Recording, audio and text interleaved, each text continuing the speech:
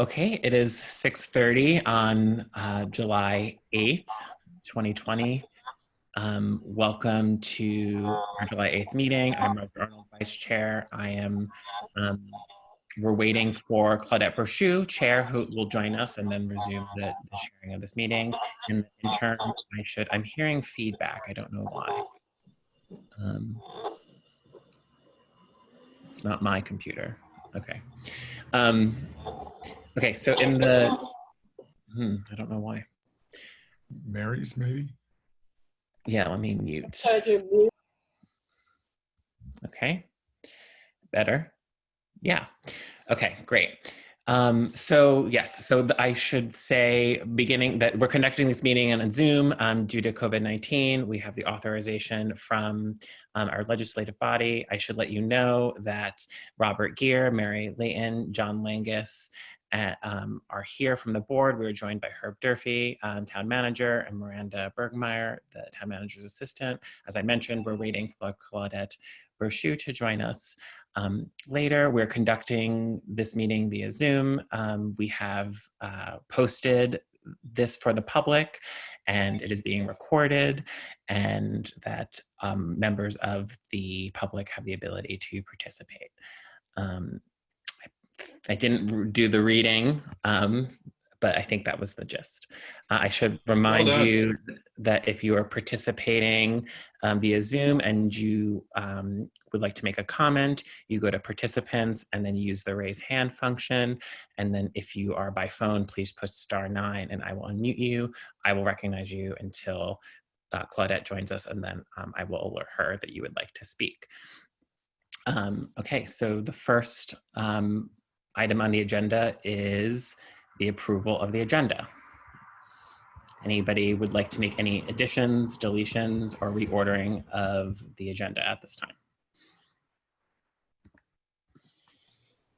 Roger? Yes, go ahead, Herb, and Mary also had her hand up. Oh, go ahead, Mary, sorry. I was going to suggest before the motion sheet came in today that we move number 11 up in the meeting, because I know that Herb has to leave at 9. But I also noticed on the motion sheet, there's a motion to table the tech update, number 11 tech upgrade report, just to table that until budget time. And I think that's a very sensible thing to do, because I want to have plenty of time to talk about it. Okay, does anyone else, I have a suggestion, but does anyone else have a comment on that point, on Mary's amendment? That's all I was going to mention under mine, so yeah. Okay, great. So maybe we can move maybe 11 up or sort of reincorporate that into the town manager's report a little bit, just so you could update us on a high level as appropriate, and then it makes sense that we should otherwise then table a substantial discussion. Does that make sense? So we're essentially striking number 11, but agreeing that there's parts of it that would make sense as a town manager's update. That would be acceptable to me. Okay, great. Any other additions or deletions or amendments to the agenda? John, I just want to be clear that you can hear us, because Zoom was telling me that you couldn't before. Yep, I can hear you fine. Great. Okay. Then if that's it, then the next item is public comment. Does any member of the public have a comment for anything that is not on the agenda?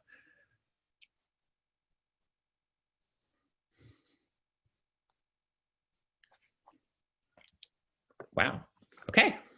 I'm seeing no public comment for things that are not on the agenda. Okay. So then we'll just move on to the approval of the consent agenda, and this will require a motion. So who would like to make that motion? I move that we approve the consent agenda. Is there a second, Mary, or do you have your hand up? I will approve it, but I want to pull something from it. Okay, what would you like to pull? I'd like to pull the minutes Okay, because I want to talk about Claudette's amendment. okay. Does One of any, her amendments. okay, right. So in other words, Claudette wrote an email to Miranda, making her Suggested edits. suggestion changes in Yeah. advance of the meeting, which was included in the packet, and you want to pull both the minutes and that email correspondence. Yes. Okay, that's fine. Okay, anybody else? So just a question. Mary, did you second that? I did, yes. Okay, thank you. Thank you, Miranda. Yeah. Okay, so we can pull that. So go ahead, Mary. Do you want to talk about why you're pulling that, or what you want to bring to our attention? It's just under number 7. It says Claudette's deletion is, at budget time, Select Board will discuss possible formation of an emergency fund. Select Board members agreed to as the TM to draft revised language for the policy. Change to Select Board members will revisit undesignated fund balance during budget discussions and determine how and if the excess, if there is one, will be allocated. So I agree with her second, what she wants to change it to, but I would rather just add that on and not delete the first part, because I am interested in discussing the possible formation of an emergency fund. Okay, so I'm gonna ask you to restate it a little bit, because now Claudette has just joined us, and so she can respond directly to this. Claudette, we're discussing, we pulled the minutes and your suggestions to the minutes regarding the emergency fund, and so Mary just wanted to ask a question to clarify. So maybe Mary's going to re-ask her question, and now that you're here, you could answer it and then also take over chairmanship of this meeting with appreciation. Why, Roger? Do you agree to that order of doing things, Claudette? Well, You one, just I jumped in. caught the tail end of your comment, and I did not think that we had come to consensus or agreement on that emergency fund as one use of the as a possibility for excess undesignated fund balance. I know we talked about it. I know that is one thing that Herb has talked about, but I did not think that we had come to an agreement that we would specifically look at that. Okay, I would just like that to be considered as a future agenda item.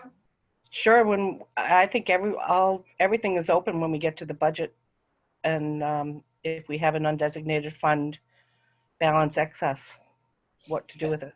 Okay, and I also think when we revisit it, we should think about semantics.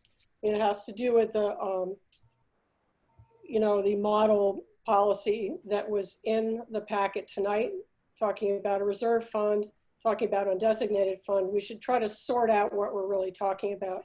But I just wanted to leave the door open to have that be a future agenda item.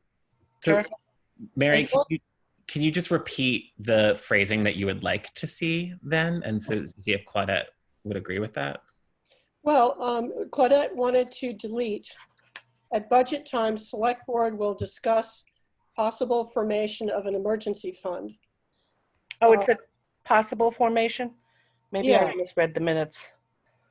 So if we could leave that part in, That's fine. that sort of leaves the door open for that. So, That's fine with me. okay. And the second part of what you wanted to delete was Select Board members agreed to, as the TM, to draft revised language for the policy. I think we did agree to think about revising the policy just in terms of not buying down the tax rate. But that part was clearly expressed before this statement. Yeah. That makes any sense. That part's still in there, Yes.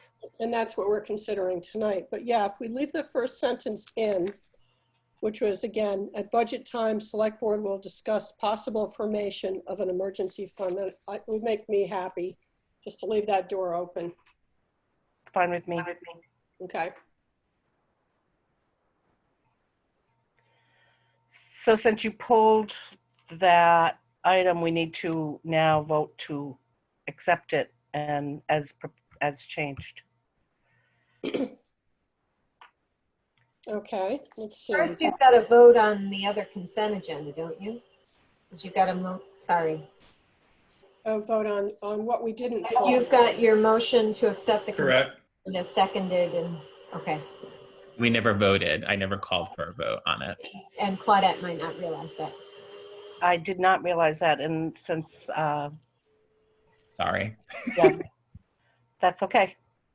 So I So withdraw the motion as originally presented.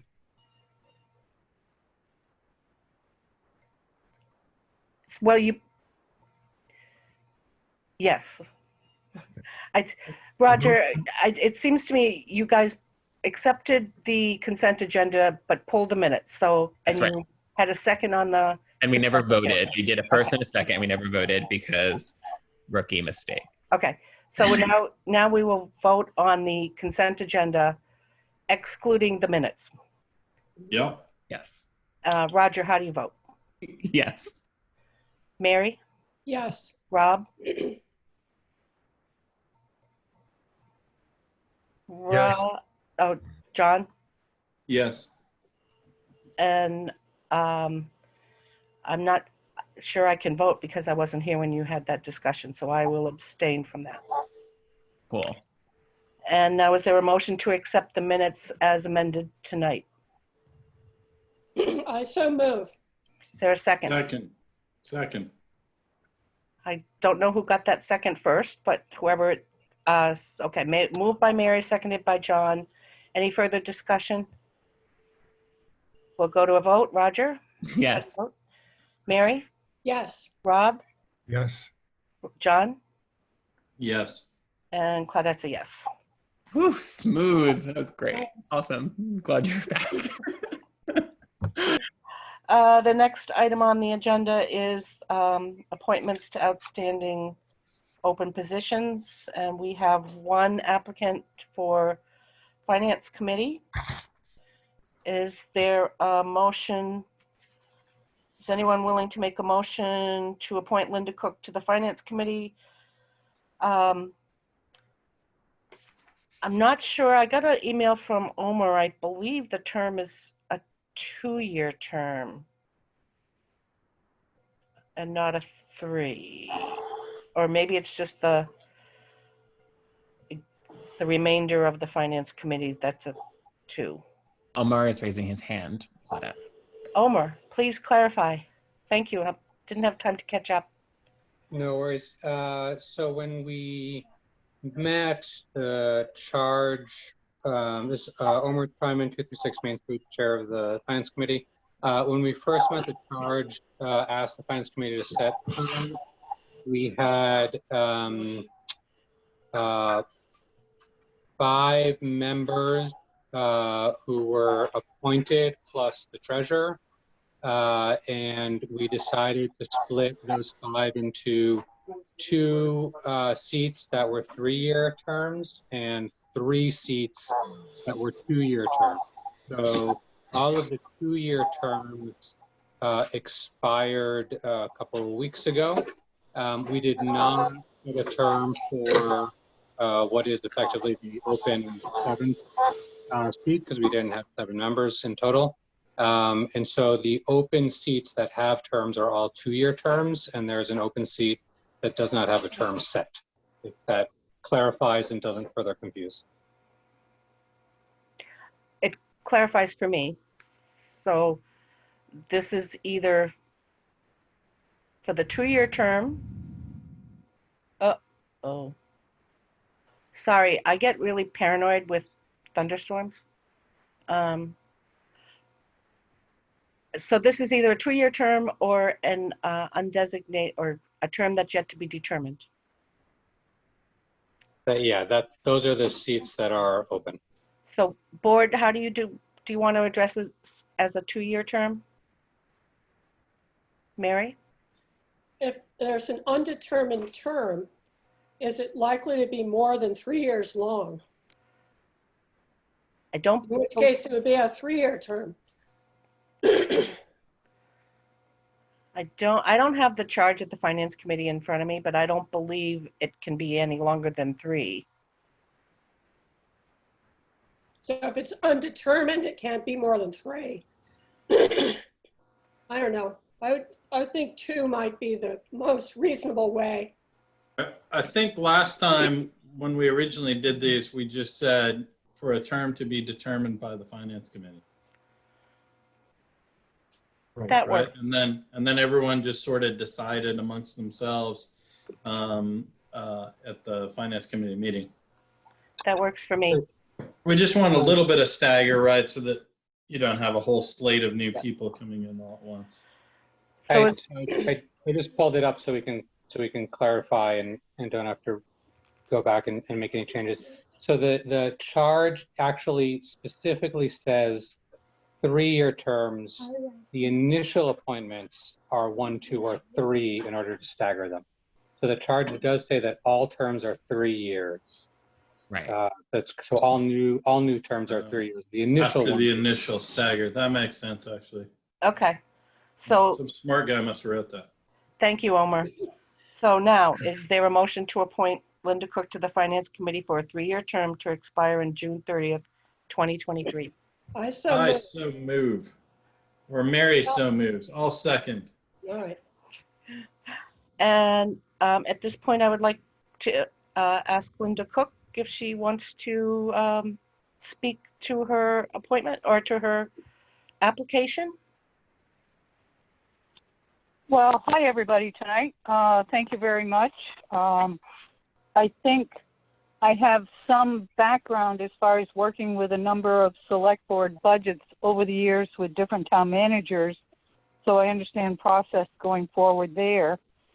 And I also had the experience of working with the select board to develop the fund balance reserve policy, the capital budget policy, the debt management policy, the designated and special purpose funds policy, as well as helping to develop the capital budget plan and report, the last one that was created in 2011, November 11th, 2006 in doing that. So hopefully I can bring a little bit of historic knowledge moving forward, and the committee can move forward to help assist the select board with their priorities. I do have one thing to correct on my application is the email. It looks like there's a little 1 in front of the Cook. That shouldn't be there. The email is COOK, little l, all lowercase, number 1574@gmail.com. Okay. Thank you, Linda. You're welcome. Any select board questions? I just wanted to, Linda, kind of point something out. Like in your comments, you mentioned that your time in the select board would be helpful and bring historical knowledge. And of course, going through a budgeting process, is absolutely experienced. But then you go on to say this will help the finance committee focus on select board priorities. And I just would want to point out that the charge of the finance committee would be to advise the current board as they determine these priorities and not necessarily past or historical priorities. So I did want to point that out. No, that's good for pointing it, because that was not what I was trying to imply, that it would be the past, because Yeah. I think you stated several projects going forward. Yeah, that's great. And I suspected that, but I'm glad that we've clarified. Well, thank you. And I know, Cheryl, do you have any comments? We're supposed to be, I may have to jump up and go close some windows real quick. So if you see me just kind of really jump up. If you see me disconnect completely, Roger, it's going to be up to you. Um, Linda, so Cheryl, you had pointed out in the past that the charge also calls for, in consultation with the treasurer. That's correct. Related to the appointments. And so any thoughts, comments, questions? I think Linda would make a great add to the finance committee. That's my Okay, comment. awesome. Anything more from select board members? If not, we'll go to a vote. Roger, Yes. Mary, Yes. Rob, Yes. John, Yes. and Claudette's a yes. So thank you very much, Linda. Well, thank all of you too. And the next item on the agenda is the special town meeting that's set for August 11th. I thought Bonnie was going to join us, but she's not here. I do know BCA had, Cheryl, I don't know if, Mary, you were at BCA. Yes, I I was. unfortunately couldn't get there. And I know that the location has changed, but I don't know if the process has changed at all. And with Bonnie not here, she may not have the answer, so Is that something that Herb can speak to, though? I don't know. I Okay. could tell you what I heard at the meeting if you want.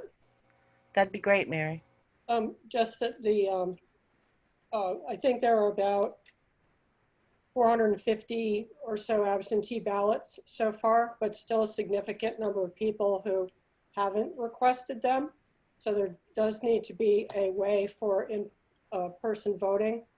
So the plan is to use the transfer station, as was mentioned before, and to have the poll workers with PPE and checklist and handing out ballots, different people doing each thing, and then a secure box to put the ballots in. And after the voting, and traffic control in case the traffic backs out onto Turnpike Road. And that after the voting is over, the ballot boxes would be taken back to Tracy Hall to be tabulated. So that is my understanding of what would happen. I know it says on the warrant that people are encouraged to get absentee ballots because it wasn't sure whether in-person voting could happen or drive-through voting. And one of the concerns of the BCA was just sort of advertising and education, that people know that it's not taking place at Tracy Hall, put up signs, put up the sandwich board, have a lot of repetitive announcements that say what the new plan is and how it's going to work. So that's sort of the gist of it right there. Okay. All right. So I have some questions. I don't know if, I have some questions. Hopefully someone can answer them. Okay. So I think one, so obviously the informational meeting has been moved, is August 10th. It's moved to electronic format. But for instance, our Zoom account can only allow for 100 people. And while we have less than 100 people who usually come out for town meeting, I want to know, so what are the plans for that, right? So I think, see Herb's on the phone right now, but I guess I have a lot of administrative questions, about how that might be going, how is the meeting going to be presented for folks on that platform?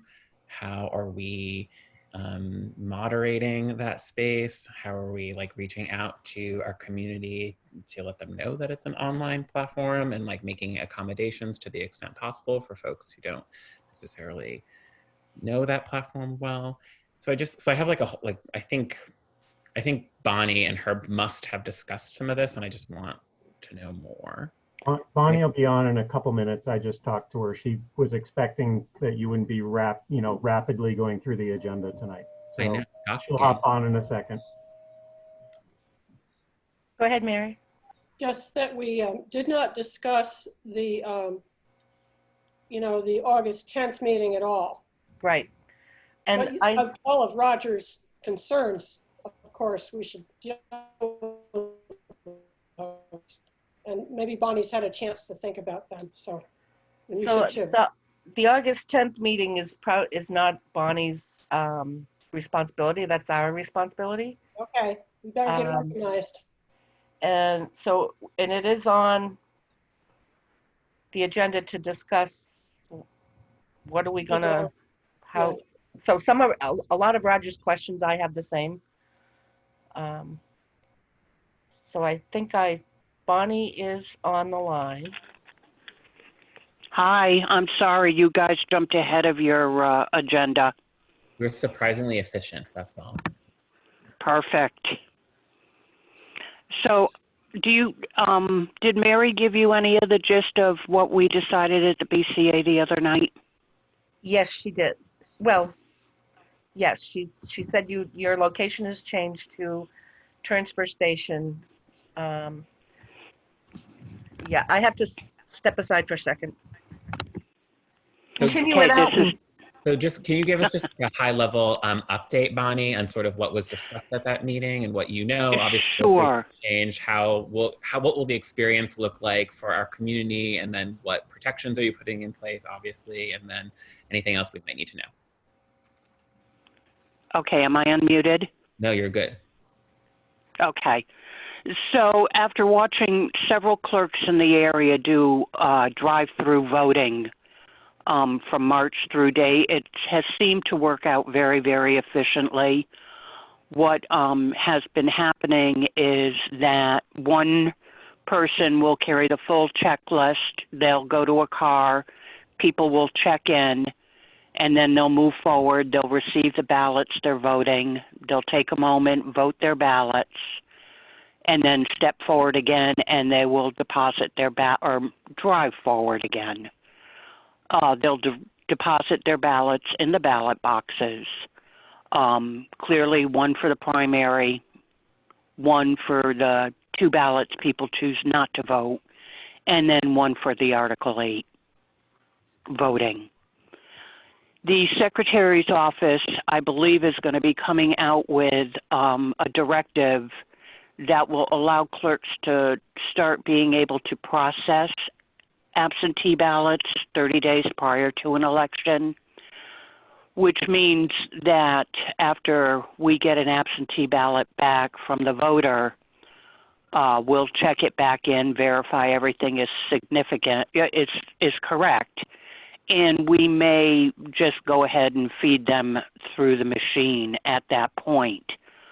I would be asking the BCA for 2 BCA members to join us while we do that. So it may be twice a week we feed through ballots, and then on election night, when voting is closed, we'll transport the ballots from the transfer station to Tracy Hall, where we will proceed feeding the primary ballots through the tabulator and start counting on the Article 8 reconsideration vote at the same time. The safety measures are that we don't have to worry about people gathering too close together. There doesn't need to be a 6-foot distance between each voter.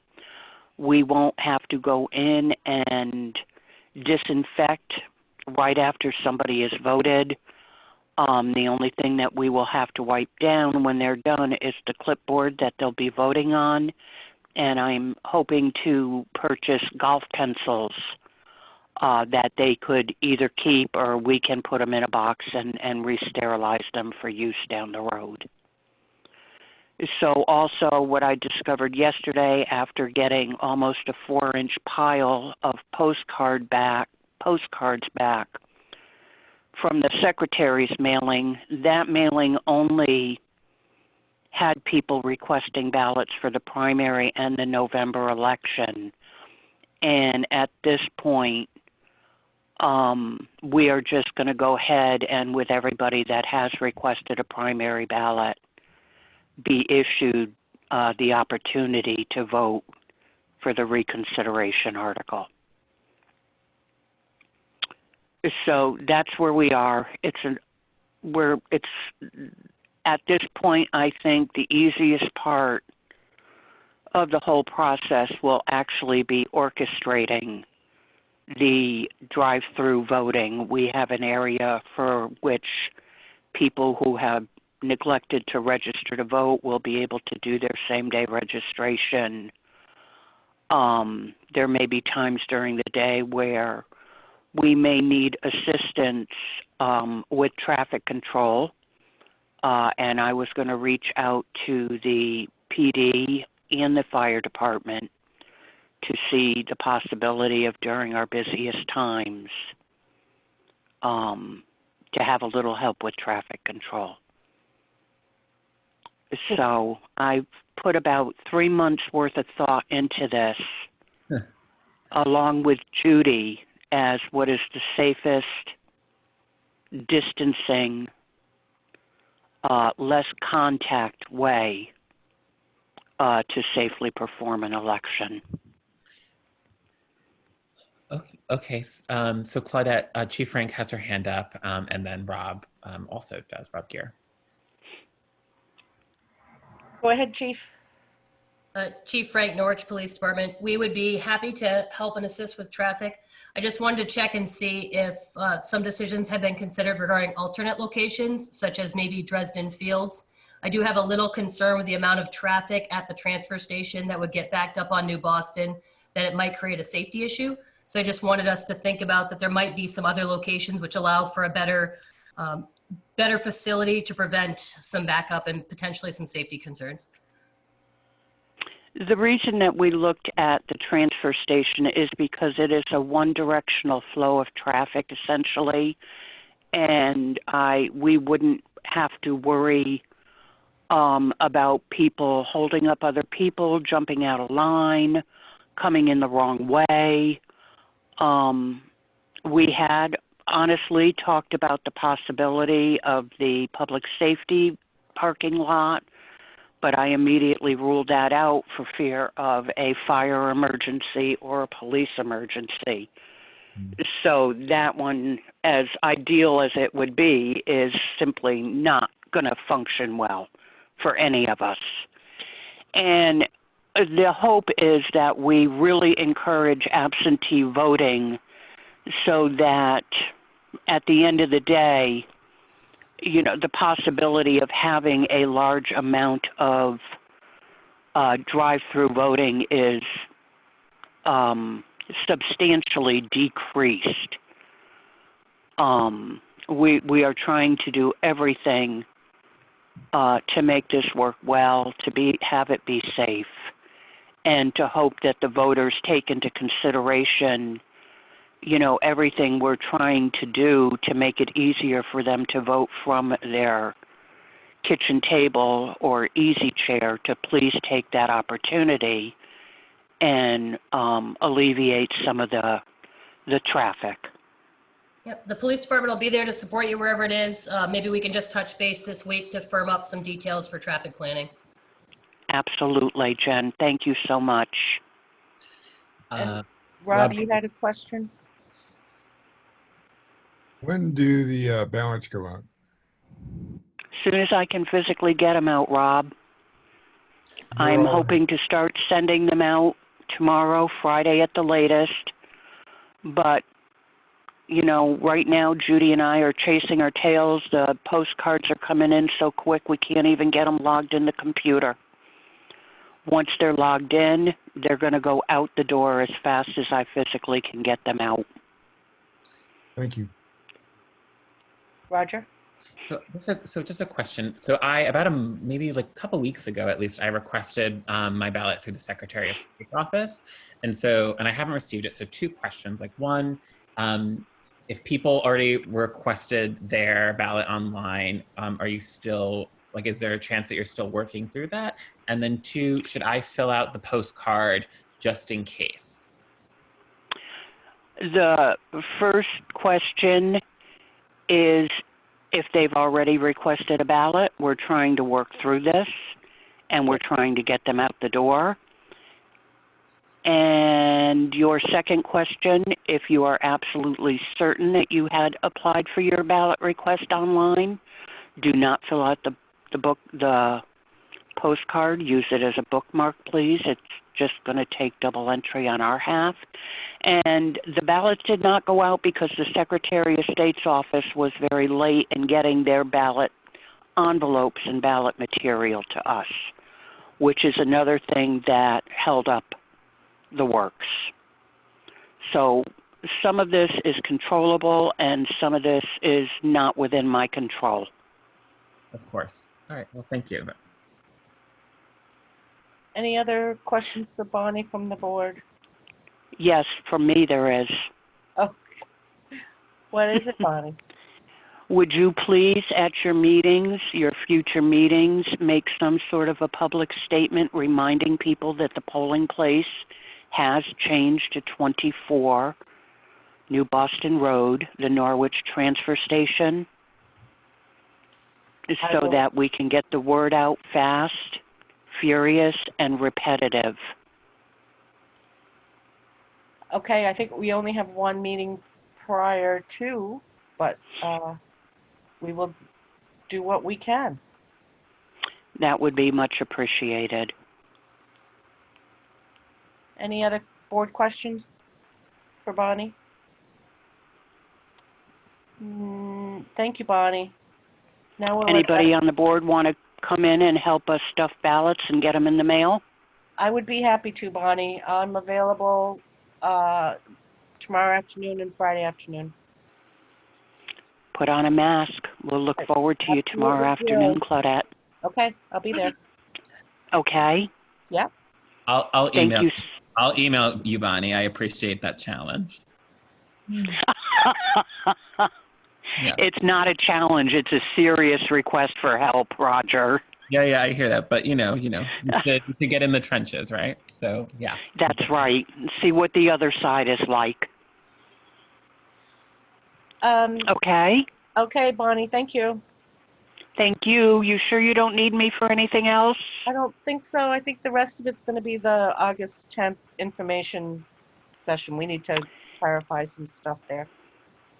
And will you also run that by me as well, only because John Carroll will need to be notified? He is our elected moderator.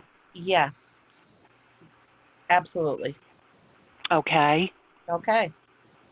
Thank you so much. Thanks, Bonnie. Thank you. Thank you. Thanks. Linda has her hand up, Claudette. Go ahead, Linda. One thought might be that helped greatly with the town plan was putting large posters out around and having them out early for people to see. I don't know if the select board would like to do something like that. John Pepper was the one that orchestrated it for us. Yep. I'm not going to step on Bonnie's toes. Yeah. So, my understanding from Mary is that sounds like they had a plan for posters and sandwich boards and stuff. Okay. So. Okay. Thank you. Okay. Herb, I'm not sure if you heard some of Roger's questions related to the August 10th information session. I didn't hear them, but basically speaking, the item that you're going to be talking about is the reconsideration of the Tracy Hall vote. It's your meeting. It's a public info meeting. I assume it'll be a Zoom meeting like you're having now. And basically, it's not your job to present a support or not. It's basically just making sure if people have questions on the article language, it's just kind of clarifying that. If they need to understand generally what it's about, you can tell them what the project is about and how it came about, very similar to what you did at town meeting. And that's all you have to deal with. It's not a thing to Right, recommend. right. Yeah, but Roger's questions had more to do with So, the Zoom attendance. We're limited at 100 with our current account. How can we accommodate more than 100, even though we are not sure that we'll have more than 100? I think I can speak off list with Herb on this, like, because I think it's like, I don't want to spend.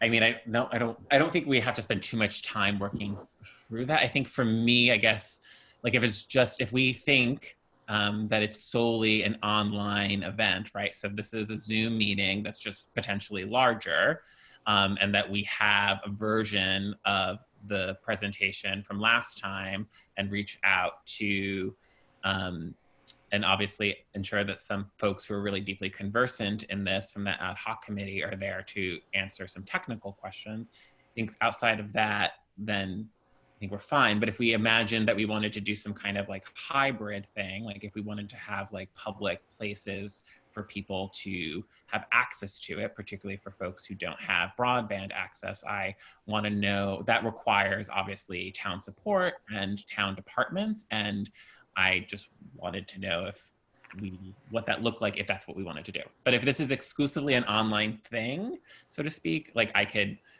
I'm happy to be available to like do what we normally do with the Zoom, and like obviously have a version, it's on my desktop, take those slides, right, and like run through it. But if we wanted to do anything different than that, I wanted Herb's input. So not to undercut my own point or to interrupt you, but I guess I did both, so apologies. I have no problem. We can talk offline early next week, sort of thing, to figure that out. It might be just simply upgrading the account that we have to one of the bigger ones. I mean, we just understand that any of the Zoom stuff payments right now are not part of the budget. I'll be recommending that for the budget in the future for a higher level, so that we can have more than one host, meaning we can have other meetings going on at the same time frame. But it does get pretty expensive pretty quick. So, but that would be the big thing. That would be the one way to look at it. And then other than that, we can chat about the logistics.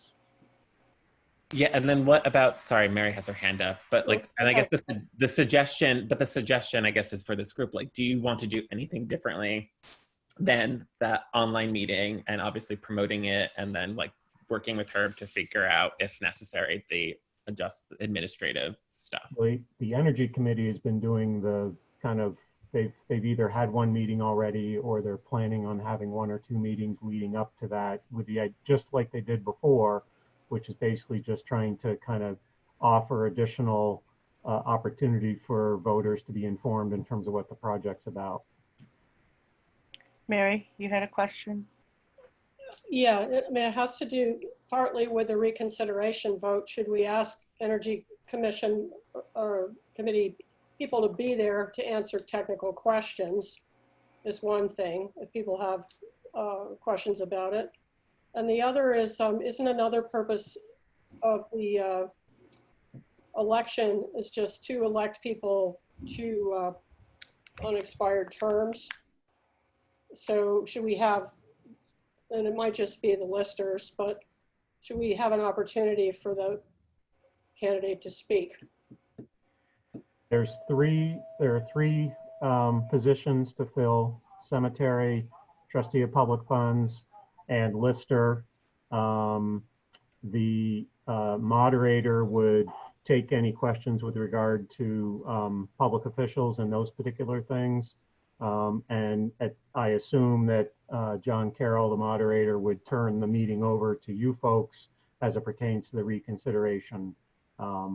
So in other words, you don't, as a board, you don't have to deal with the three positions that are up for election. Right, I just wanted to make sure that that content was on the agenda. And I assume it doesn't have anything, like all the state positions and so forth is not part of this meeting. The local piece is what this meeting is about. Reconsideration on these terms, these positions that need to be filled. Yeah, the officers, when you have this, the Article 1 is the elect town officers, which are the 3 vacant positions. And then it'll be Article 2, just like a regular town meeting, and Article 2 will be the reconsideration. Article 3 is anything else that can come before the legally come before the meeting, other business. That's great. Thanks. I don't think any, so maybe I have to rephrase this because maybe I'm like convoluting my question, which is something I tend to do. But do we want any other option for people to participate in town meeting for this special town meeting? Is my question. So, are there walkthroughs for this or no? Go ahead. So Chief Frank just mentioned that there's an option for Zoom to do a one-time ad of a large meeting option, which can boost it up to 500 seats. So we could look into doing that, and we're certainly not. I'm personally not a fan of holding any in-person or a hybrid type of deal. It's either, to me, it's all Zoom, or we do something like Hanover did with their town meeting, which I think is, we just do no. Hanover spent $10,000 yesterday to do what they did. Right. So, Yeah. so I'm an all Zoomer. Yeah, and then ultimately for like what was I think 146 people who turned out, but I think obviously they felt committed. I don't know. I'm not in Hanover, but maybe I wonder if they felt committed to that equity piece. So so it's a question that can remain rhetorical, and I don't disagree that at this point, logistically speaking, anything more than bumping up the Zoom is probably beyond our abilities, unfortunately. So, okay. But we do need to come to some kind of agreement on, do we want, I'm looking at this as a very minimalist approach. We present the article and have people available to answer the questions from the floor, from the Energy Committee, but I do not want to have presentations. That's my personal opinion. Yeah, I mean, if you recall, this part of the town meeting was very brief. So, the town meeting was long because we had everything in it for a normal town meeting. This is just going to cover this one issue. I don't know. I mean, a short. I think if you do presentations, then yeah, you've got to open it up to everything. So I'd probably agree with that. Any other thoughts? There was, Madam Chair, I think there was a handout or a PowerPoint or something that was done at some point that could be just included as part of a packet when, because there still has to be kind of a little bit of an agenda put. I mean, the notice serves from that standpoint, but if you wanted to have a little packet that was available out there for people just to have information, which would mimic what may have been available back for town meeting, that would be the only thing I would say could be some stuff. And then that would give people ammunition or whatever to ask questions at the thing without having an actual presentation as part of the public info meeting. Or something up on the webpage or whatever it is, so people are directed. That's all. I think that would be okay. It would be minimal. Webpage or part of the packet? See, oh, well, why not both? Anybody else have thoughts? Both. Okay, so I'll just, I want to ponder that. We still have a couple weeks. My hesitation is because if we're going to, in all fairness, should we not include something from people who have opposing views? I'm just talking about the factual stuff that was available out there. That I can't remember. I have to go back and look, but you know, this could be just sort of part of your agenda discussion at the next meeting. So I could look for that and see if there really was something, because I thought that there was some level of just normal information put up on the web page along those lines that just talked about what it was. I think it was a little bit of the cost breakdown for the project, and some other stuff. And again, it was just sort of factual. It wasn't a supporting thing. Okay. All right. I remember you brought back a memory. It seems so long ago. Okay. In mine, it was 3 slides, and then Aaron did a presentation of 4 slides. Go ahead, Mary. Well, I think if it is a meeting, I mean, people will, there will be people who have questions, although this has been out there for several months. But also, I think people probably do want to share their perspective. And the world was really a different place back in town meeting day. So, people have had a chance to really think about it. So I wouldn't want to squelch anybody just saying how they felt about it. No, I'm not suggesting that at all. Good. So, okay. So last time, Claudette, just for history, and then, so last time what happened is I coordinated with the moderator and said, here's my slides. The Energy Committee has requested time to also present at some of the factual information on this article.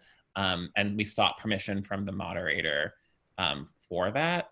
And so that was what happened last time. And I think this time it sounds like we don't necessarily do that. Follow the same format, probably. Yeah. So it's a different moderator, but ultimately they run the show, and they'll turn to us, and so I'm happy to. Sounds good. Send the docs. Sounds good. Okay. Langus, either John Langus dropped off. So we've got a place to start. I will connect with Bonnie about John Carroll. And I'll do a couple of postings on the listserv about the special meeting and the revote specifically. And John's back. And then hopefully have something for you to look at for the July 20th, whatever our next meeting is, in terms of packet info for that meeting. Work for everybody? Mm-hmm. Okay. So moving on to the next item, Regional Energy Coordinator update. And Mr. Langus, I'm going to turn this over to you. Glad I was able to get back. So yeah, in the packet, we've got a draft proposed final agreement between the towns and the TRORC for this position. I also included a bit of email correspondence. So the only sort of commentary I would add is that, so there was a meeting of the steering committee. I think that was like right after I got appointed. I wasn't aware of it. And so, although we did have someone there, we had at least Rob and maybe one other person.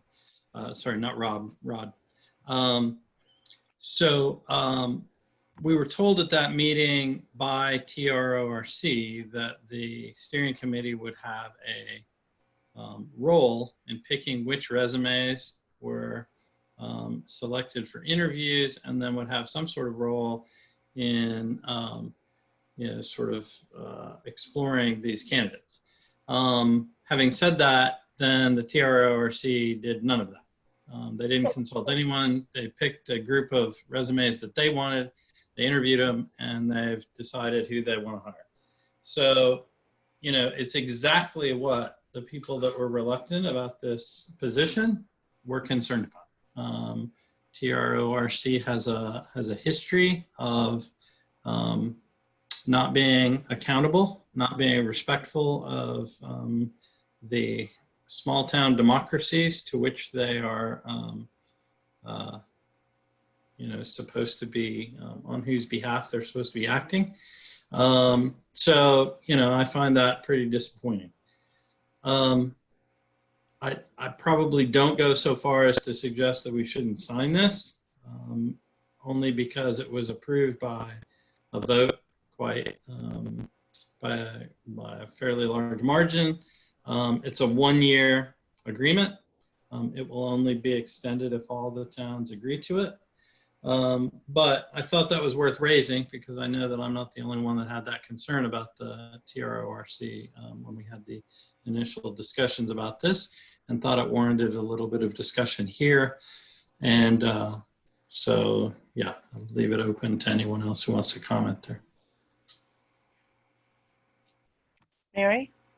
Just in looking over the agreement, I was noticing that the initial approach seems to be that all the towns would have an energy audit. And I'm thinking that perhaps a significant amount of work was done in consideration of this the geothermal project, but not knowing whether any of that data would be available to this committee, or would we just be sort of, you know, doing energy audit things again? You know, it just seemed redundant. And also, I also would like to know, and I know this is an experiment to see how this works out, but I'm just wondering what value we're going to be getting out of it. And I don't know whether it's possible to steer a little bit. I mean, you can't know what you have to fix if you don't know what, you know, what your energy efficiencies are and so forth. But I thought a lot of that work had been done by, you know, the firm that was going to do the geothermal. So, although I didn't evaluate the fleet and so forth. But I think on the buildings, I think a significant amount of scrutiny was put in. And I believe that the Energy Committee now has it was in their minutes of their last meeting. They've gotten I don't want to misspeak. Yeah, Eva, they have a volunteer who's looking at greenhouse gases used for amongst town stuff. Correct. A full inventory. Yeah. Yeah, and just to respond, Mary, I think the idea on the audit is to recognize that different towns are in different places. And so I don't think that, you know, we would redo anything for Norwich if we felt like we had a good handle on that, which I think would be the case. We can spend our efforts, you know, on other stuff. So it's certainly intended to be. John, we're losing you. I think Rob has his hand up, Claudette, in the interim. Go ahead, Rob. The study that was it Eva, Roger, yeah, did for the Energy Committee was completely unrelated to the geothermal project. It was more an audit in general over greenhouse gas emissions. Right, for the town though, right? Yes. Yes. Yeah. At large. So the thing that would be valuable, the only thing that would be really valuable about a second audit would be that it would be looking at it from different eyes, maybe with different standards, and the standards would be consistent across all the towns participating. So Herb has his hand up, Claudette. Go ahead, Herb. From my perspective, I think we've pretty much been audited to death on energy, whether it be, you know, 15 years ago or what have you. I think we're a community, especially with the zealousness of our Energy Committee, we're in the mode of implementation. more than trying to figure out what we need to do. Obviously, audits are important to update once in a while as technology changes or improvements in electrical type stuff. But I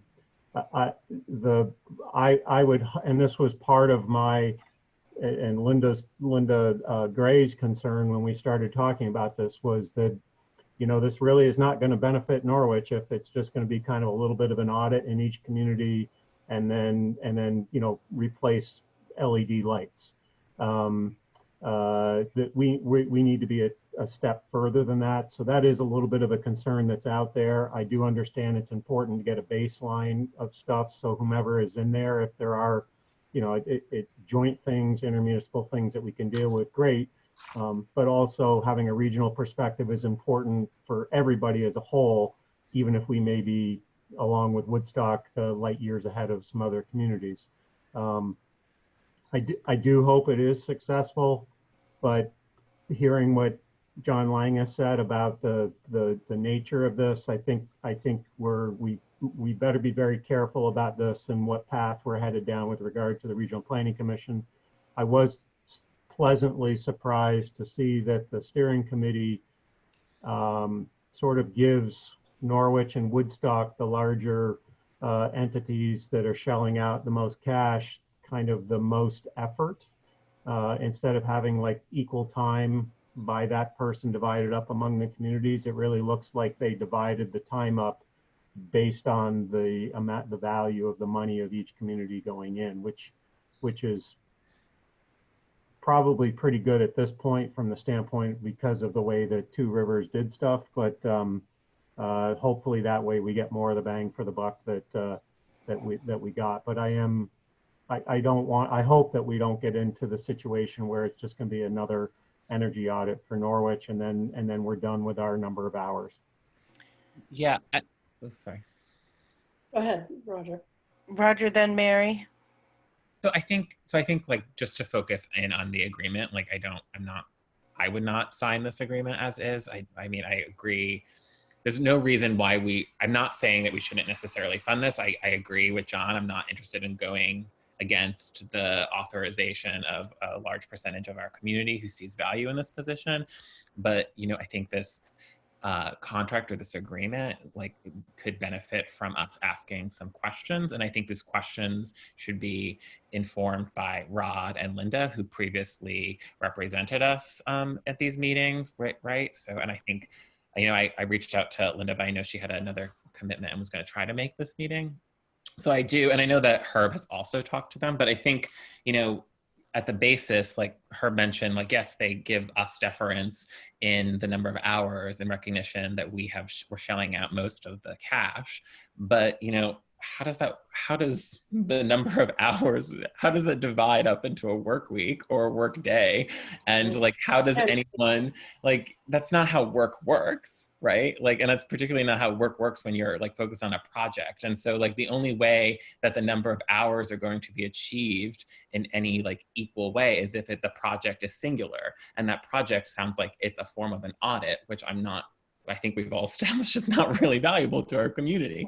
So I think they need to understand, like, so much of this was getting folks, the region, on the same page with energy. And quite frankly, we're not on the same page with energy. And so they need to bake that into their understanding at the forefront. So I think like these are all concerns right now. These are not questions, but I think this agreement could benefit from like us figuring out some questions and dialogue with Rod, Herb, and Linda a little bit to just, you know, push back in a thoughtful way.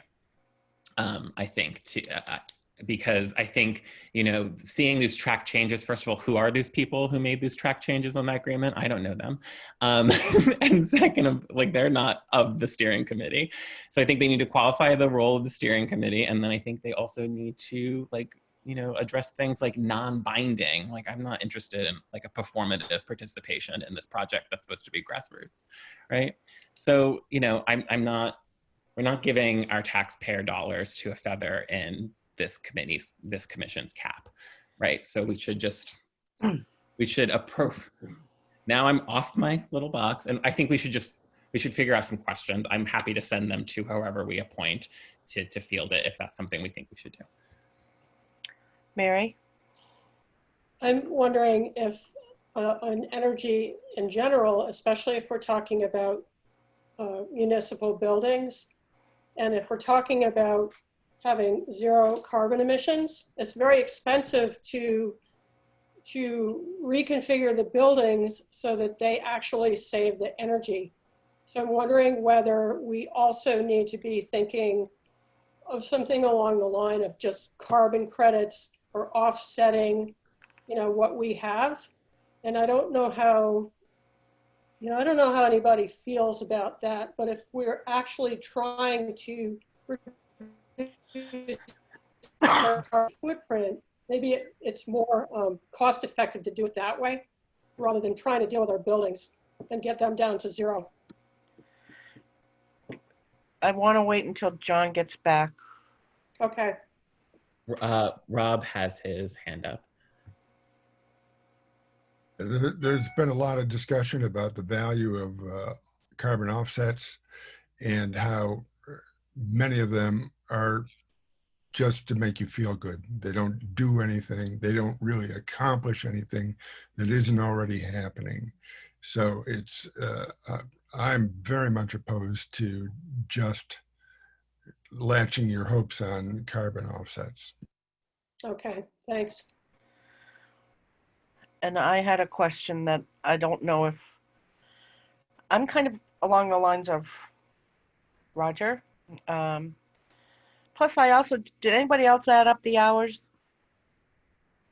I did. $17.99. In a 2080, assuming no one goes on vacation, right?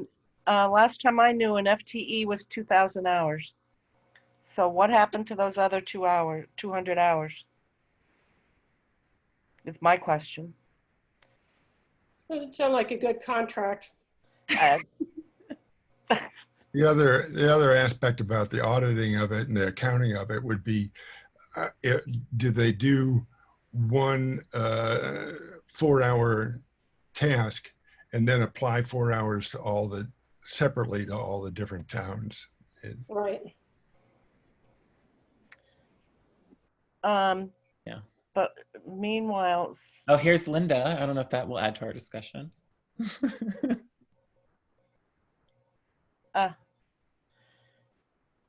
And is John Langus maybe the 4415? Yes, that's me. Okay. So John, one of the questions that I had, I asked if anybody else had added up the hours, and they come up to $17.99. Full-time FTE is 2,000 hours. So not sure what happens with the other. The rest is aggrandizing the TRORC, I guess. I don't know. Yeah, so I'll kind of another one of my concerns with Roger that I'm not comfortable signing an agreement with this contract right now. But so did anybody have questions specific for Linda? Gray? Mary? Well, just that I had mentioned the carbon offsets, and Rob was very much against them. Do you see any? I'm just wondering if we're just turning over all the rocks in our efforts to make the town be responsible as far as reducing our carbon footprint. So I think like carbon offsets or, investing in solar or something like that, instead of trying to deal with our municipal buildings, which is very expensive to get them up to speed. So before Linda answers that, Mary, how does that have to do with the contract that's up for us to sign for the Regional Energy Committee? Okay, I think what it has to do with it is that the only defined work is the energy audit. And then there's hours, and as you say, they don't even add up. But what is the value in this for Norwich? What specific work can they do for us, and what direction would we want that work to take? So that's all. And Okay. my proposal was we ask a form of that question and submit it to some person, a point person, which may be Linda or Rod or John, and then ask these questions of whoever is facilitating this contract. That would be my process point. Sure. And John is our rep, so I would think it would go through him. So my other concern with this contract as it went out was that there was only a 1-day turnaround for the members of that steering committee to comment on the contract. Even less than that, I believe, which to me is like nothing. You've got to be kidding. Yeah. So, so Linda, I think you were at that steering committee meeting, Linda Gray? Yes, I was. And my apologies, I got onto this meeting late because I was trying to monitor a different Zoom meeting. And so I am no longer involved with this because the planning group has dissolved, and now you're right, it's in the steering committee arena. And so but I did look up like the last version that the planning group looked at with regard to the governance section. The language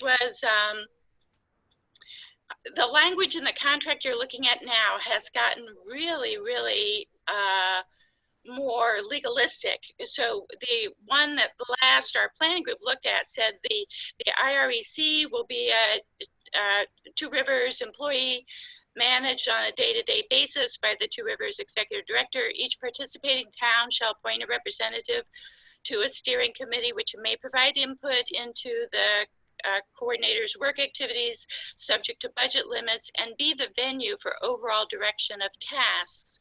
Representatives are responsible for keeping their respective select board apprised, and each town will have an equal vote. So that is just quite different from the language that the contract in that section says now.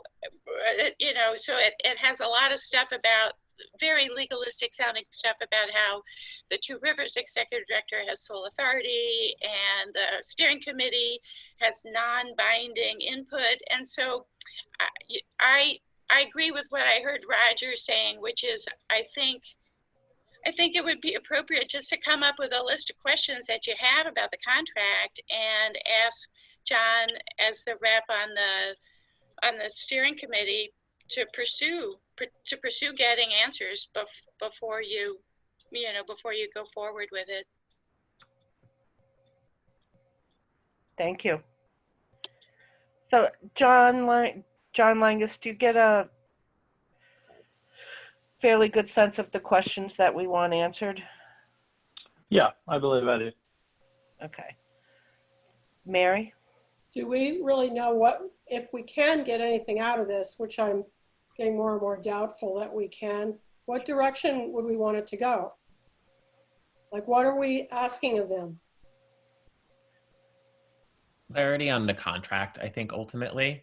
And I think particularly for the use of hours, and I think it might be worth pointing out that for communities that have a strong baseline of what is guaranteed contractually in this agreement, right, with that audit, what are our other guarantees, I would say.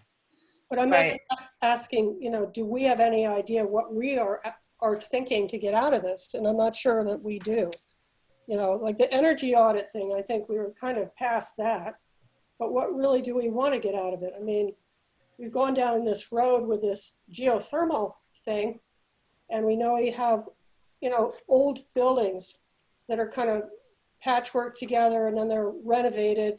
And they're not ideal for just getting a net zero result. So if it's mostly buildings, we kind of have an idea. If it's mostly our fleet, then is there a way that we could get some value out of this by research about electric vehicles or You know, what are some things that we want to get out of this is what I'm asking. And maybe Linda has an idea. Go ahead, Linda. I can just share. I want to preface my comments by noting that this version of an energy coordinator is not my first choice, but I think that's possible for it to be useful for all the towns participating. And so some other ideas that the Energy Committee came up with, and this was back in April as the planning group was just trying to, you know, to provide comment and stuff to, you know, to each other and to Two Rivers.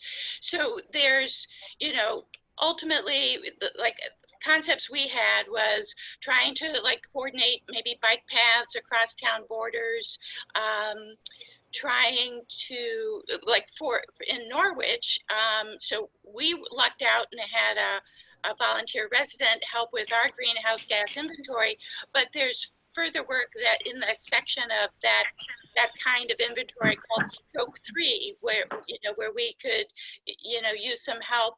The other thing is, the other particular idea is that as we undertake various things to help town residents with either solar or weatherization or anything, that to have in hand from, say, the community action agencies that cover our area, to have in hand a good idea of the numbers of low-income households, you know, so that we could work on programs and campaigns, and we know who to target and stuff like that. So there are other things that I think we could get useful help from this position. So I'm not suggesting to abandon it, but I do feel a little concerned just seeing the somewhat new language in that contract. Thank you, Linda. And could you just please provide your locatable address? Sorry. Yes, I'm sorry. It's 175 Kerwin Hill Road. Thank you. Herb has his hand up, Claudette. Herb, go ahead. Sorry to belabor the point, but that on the first page of this agreement, the last paragraph talking about Two Rivers being the sole, basically the sole person over this, that's really wrong, and was not the way it was sold to me in a personal meeting. That has to change such that the performance evaluation, the hiring, the firing, the salary, all that's defined by the steering committee. That's the whole purpose of the steering committee. They're the entity that's hiring, firing, setting the rate, doing the performance evaluation, all that. All we're doing with Two Rivers is using them administratively to piggyback onto their employment side of stuff. I understand there needs to be a balance between the fact that Two Rivers is taking on the employment status, such as workers' comp and all that sort of thing, but that's where we pay the overhead costs related to this particular position. I know it's been stated, but this is not the way it was sold. But now, having said that, I don't want to hold this up. But in other words, I'm coming across negatively, and I don't want to raise an issue that's going to stop something, because we're already into the new fiscal year.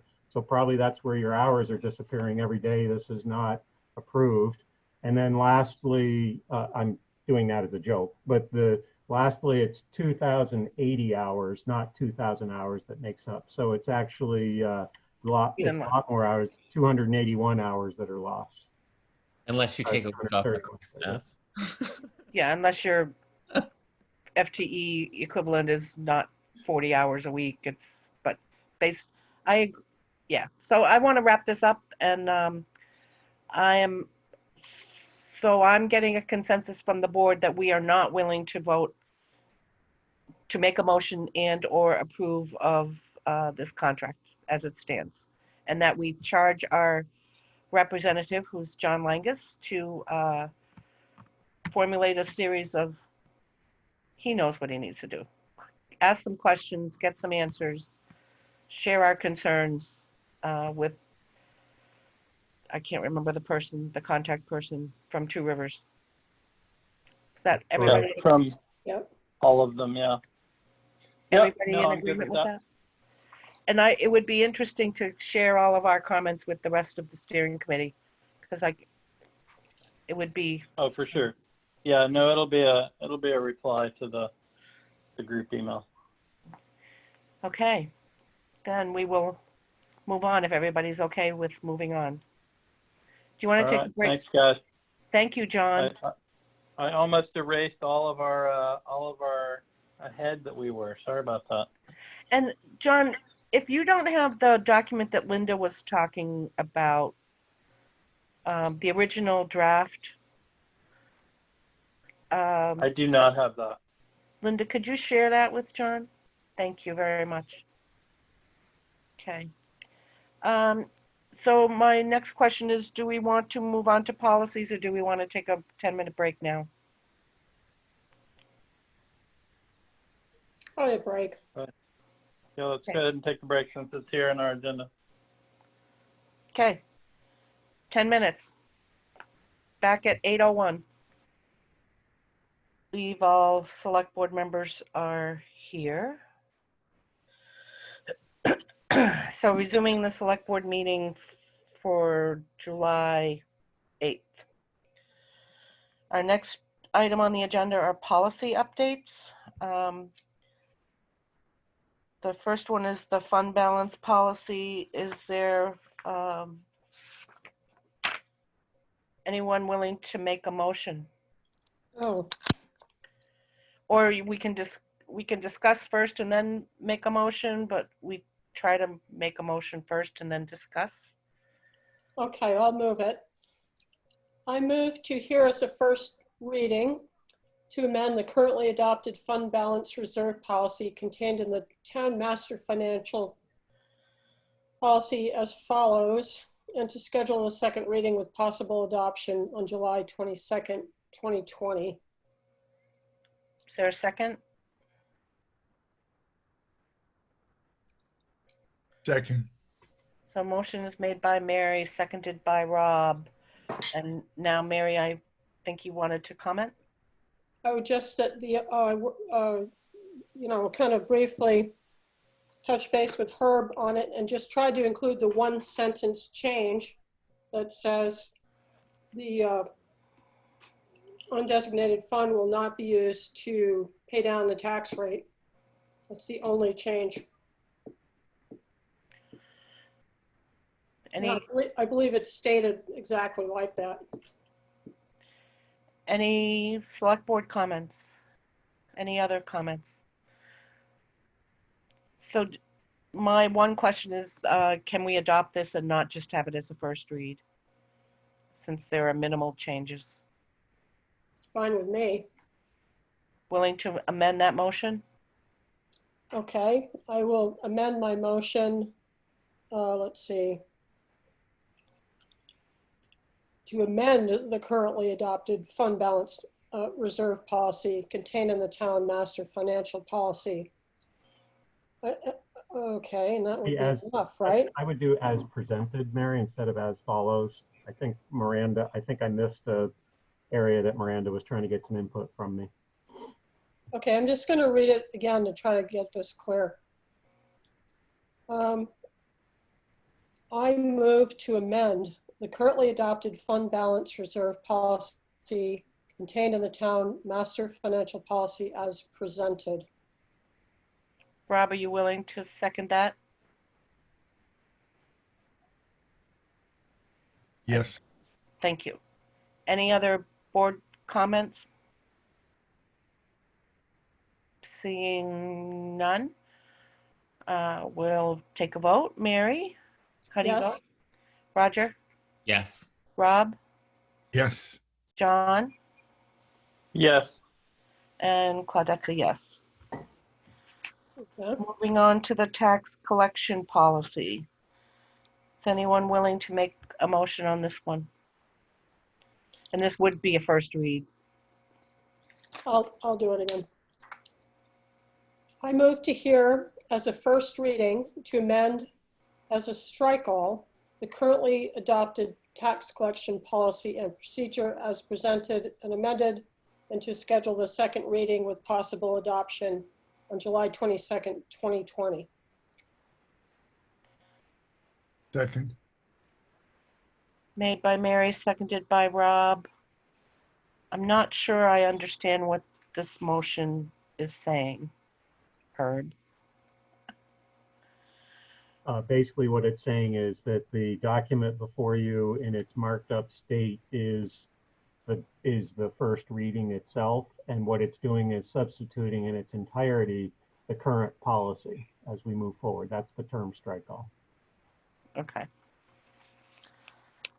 So I will add a little bit of explanation, or if anybody has a question. So Herb shared with me not the complete VLCT tax collection policy, but a good chunk of it. And so I reworked. A lot of my questions had to do with timing and reporting. So I added some things that were listed in the statute as being required, which is the bi-monthly reporting and the annual report. But some of my ongoing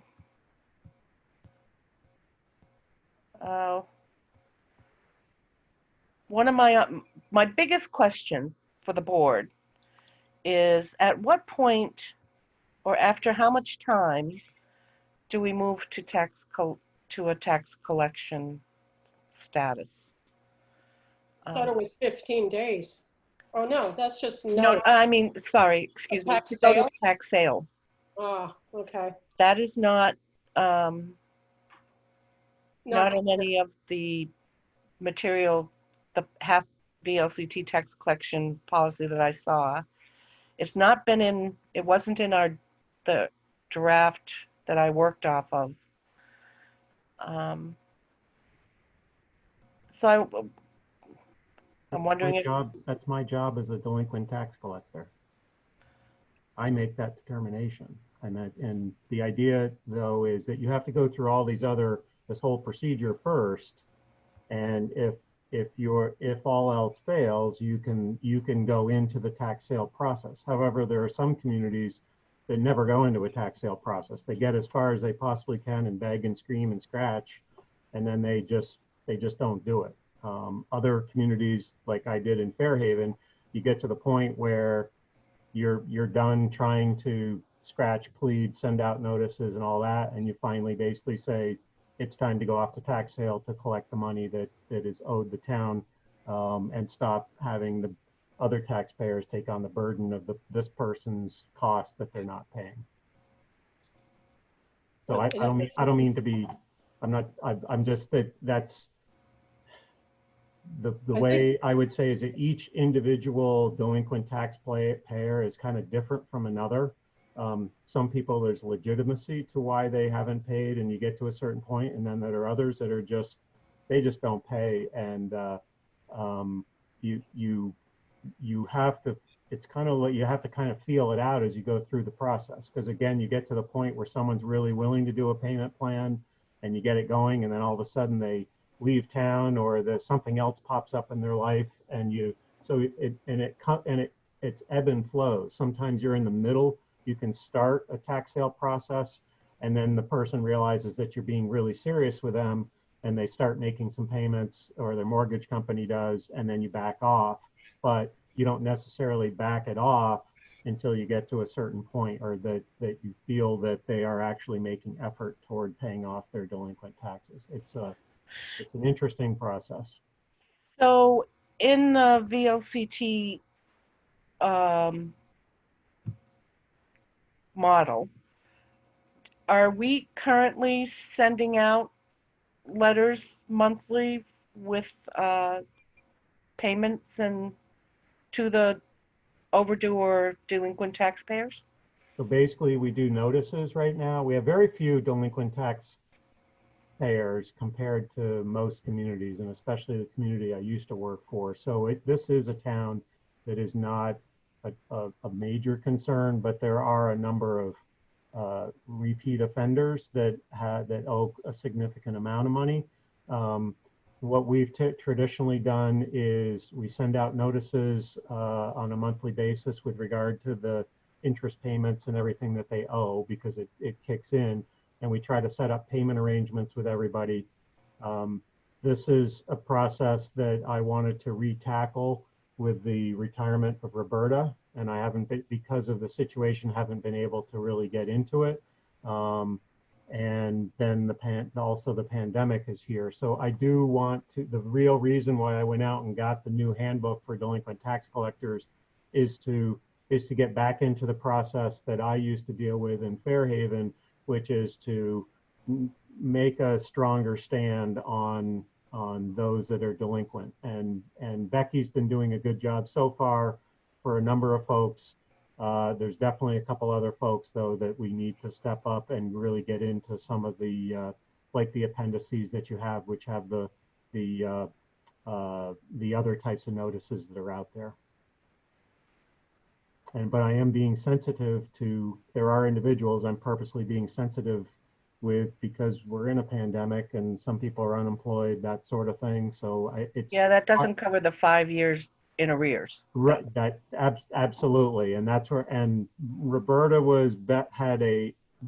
had firsthand experiences, basically verbal firsthand experiences with a number of the individuals, and she could call up at certain points and say, okay, now's the time, and the person would send somebody in with a chunk of change, but it never really got any further than that. So, but with the loss of Roberta went out the door, those kind of verbal relationships that she had where she was able to keep it. But there's always been this, at least in recent past, this level that doesn't really seem to get below a certain point. And there was a whole process that I did in Fairhaven that there was movement that kept it down. Every single year you go back up again, but then you get them to pay down and you get it down.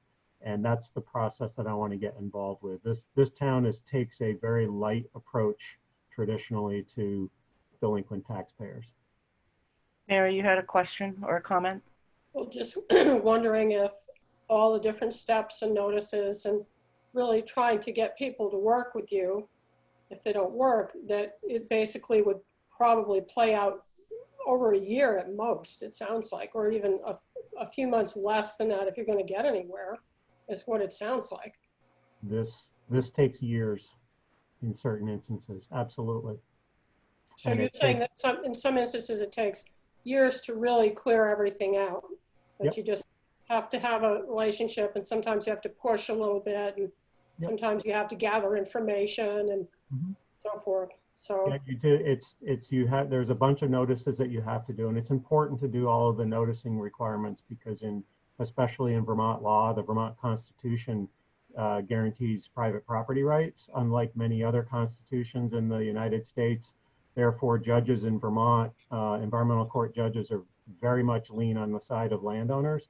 So they take tax sales extremely seriously, and all of the notices, and that's why there's a lot of prescriptiveness in our statute, as well as in the delinquent tax collectors handbook, because of the nature of private property rights and you're when you go to a tax sale, you're kind of effectively taking it's like a takings with a person's property. So you have to have gone through some pretty rigid and strict processes and notices to get to that particular level.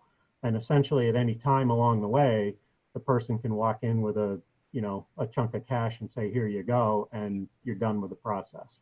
But the noticing can take can take a lot of time. The tax sale process takes a long time. There's a full year after a tax sale for redemption before anybody that obtains the property through tax sale.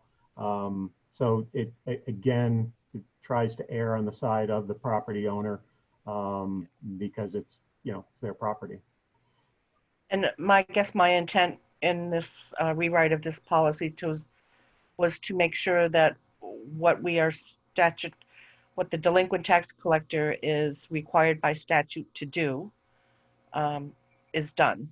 And that includes the bi-monthly reports, the annual reports, the monthly notices to the overdue and delinquent taxpayers of their updated penalties, all of that. So. Yep. And we do have the accounting. I do get monthly reports that Becky prints out for me where there's stuff that we've been lax on, where I've been lax on is some of the stuff that would go to the board if they want it. We just did the end of year report and forwarded that off to Cheryl, which it's required to under statute. And that's the intent of that. It really is I like the fact that you're putting stuff in here.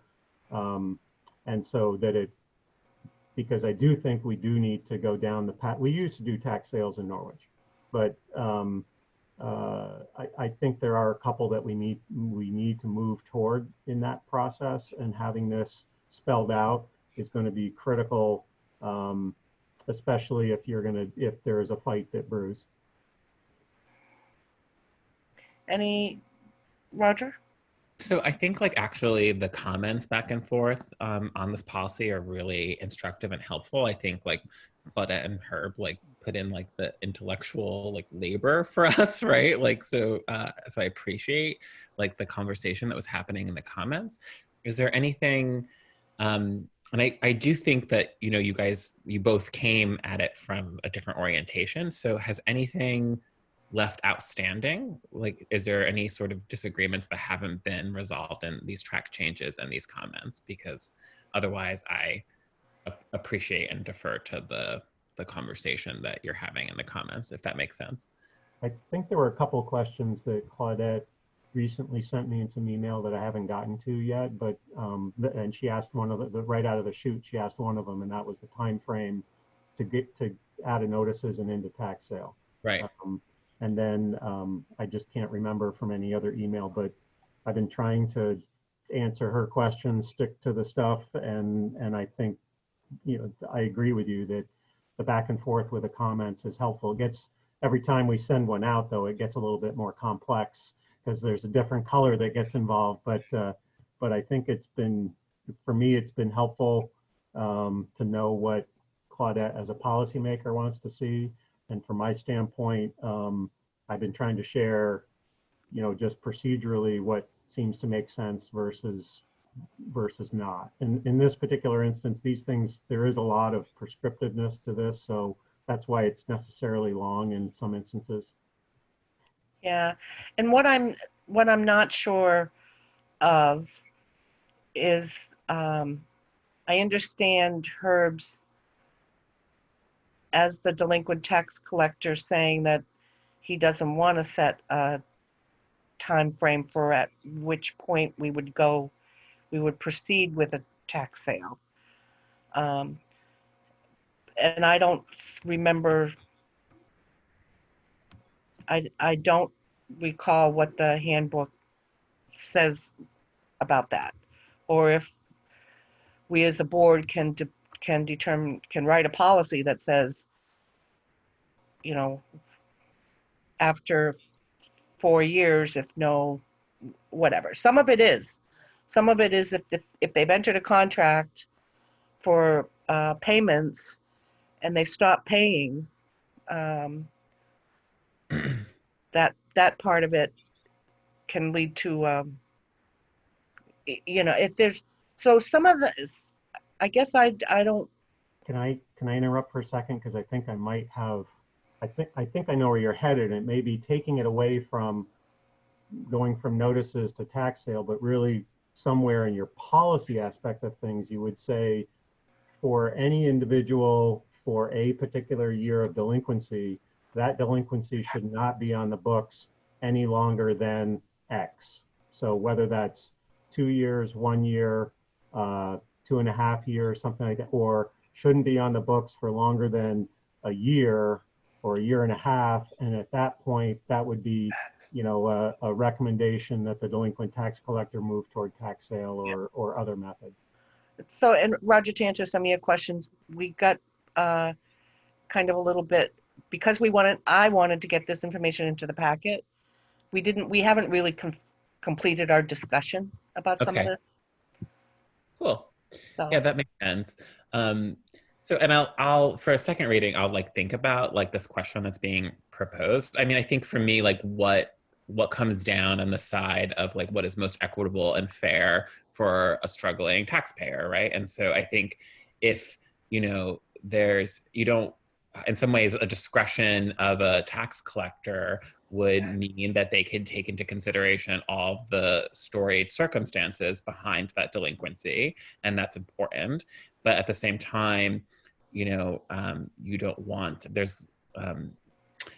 given that kind of agency could potentially be just like problematic, right? Because you want to enshrine certain things in policy in order to make sure that everyone is protected equally. Not to say that like Herb as the delinquent taxpayer doesn't obviously like, I think he's communicated actually that he's a very empathetic tax collector, which is a good thing, I think, absolutely. But so, and I think for me, I'm always on the side of enshrining things and encoding administrative processes into policy, but I don't also want to overburden or control that role of the tax collector. So which is just to say that like I'll take on this question in my thinking for our second reading, and then any other targeted questions for a second reading, I'm also willing to think through. okay. Any other comments? If not, we've got a motion and a second to approve this as a first read. We'll take a vote. Mary? Yes. Roger? Yes. Rob? Yes. John? Yes. And Claudette's a yes. All right, moving on then to the policy on posting of police standards. Is there anyone willing to make a motion on this one?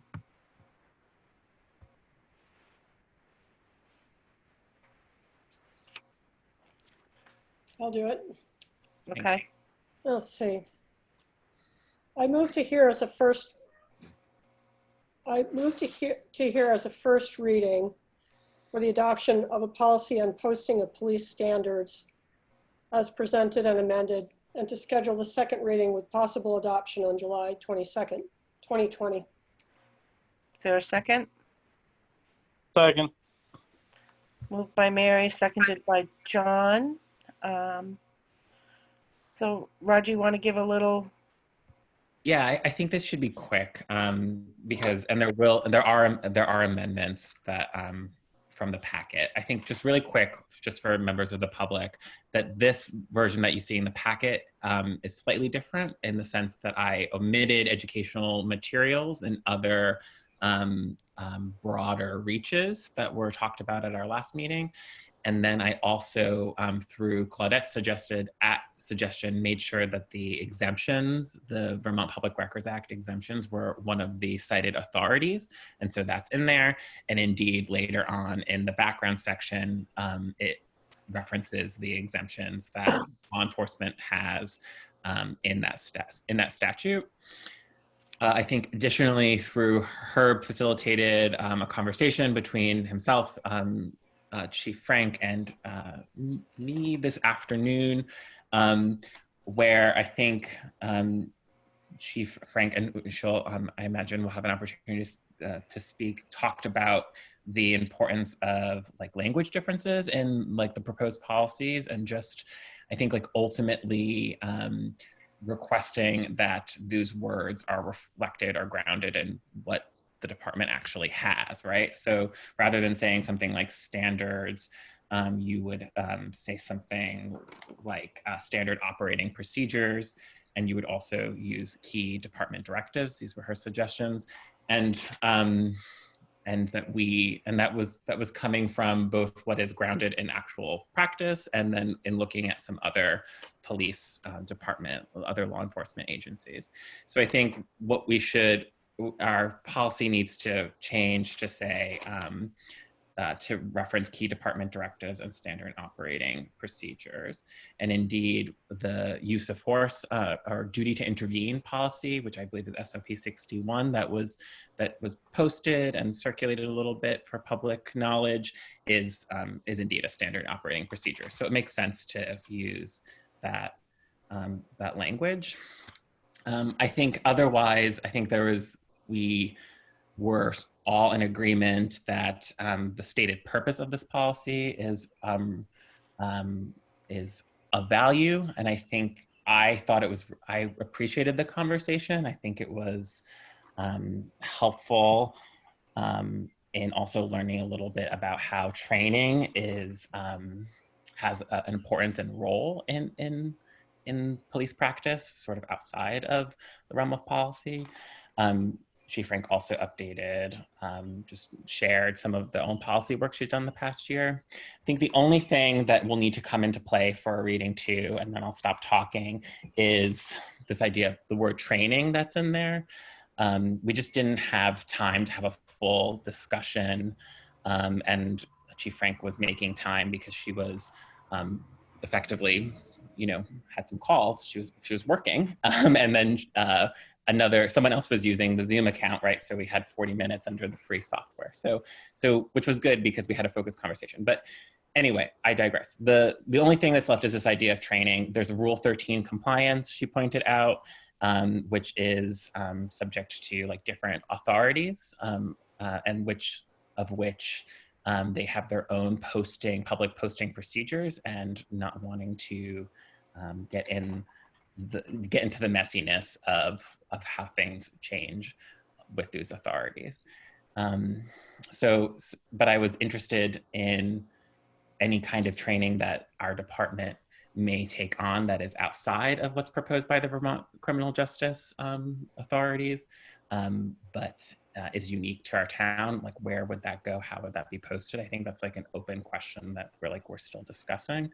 I don't think I'm paraphrasing the full fidelity of our conversation, but luckily Herb and Chief Frank were there, and so they can add anything that I may have missed or I was unclear about.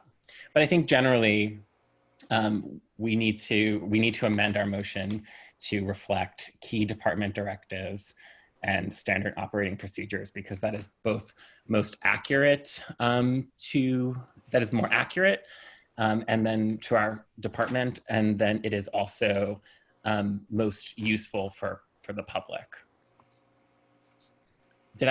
Herb, Chief Frank, is there anything that needs to be added or clarified? I'm content with the summary. Go ahead, Chief. I said I'm content with the summary. Okay.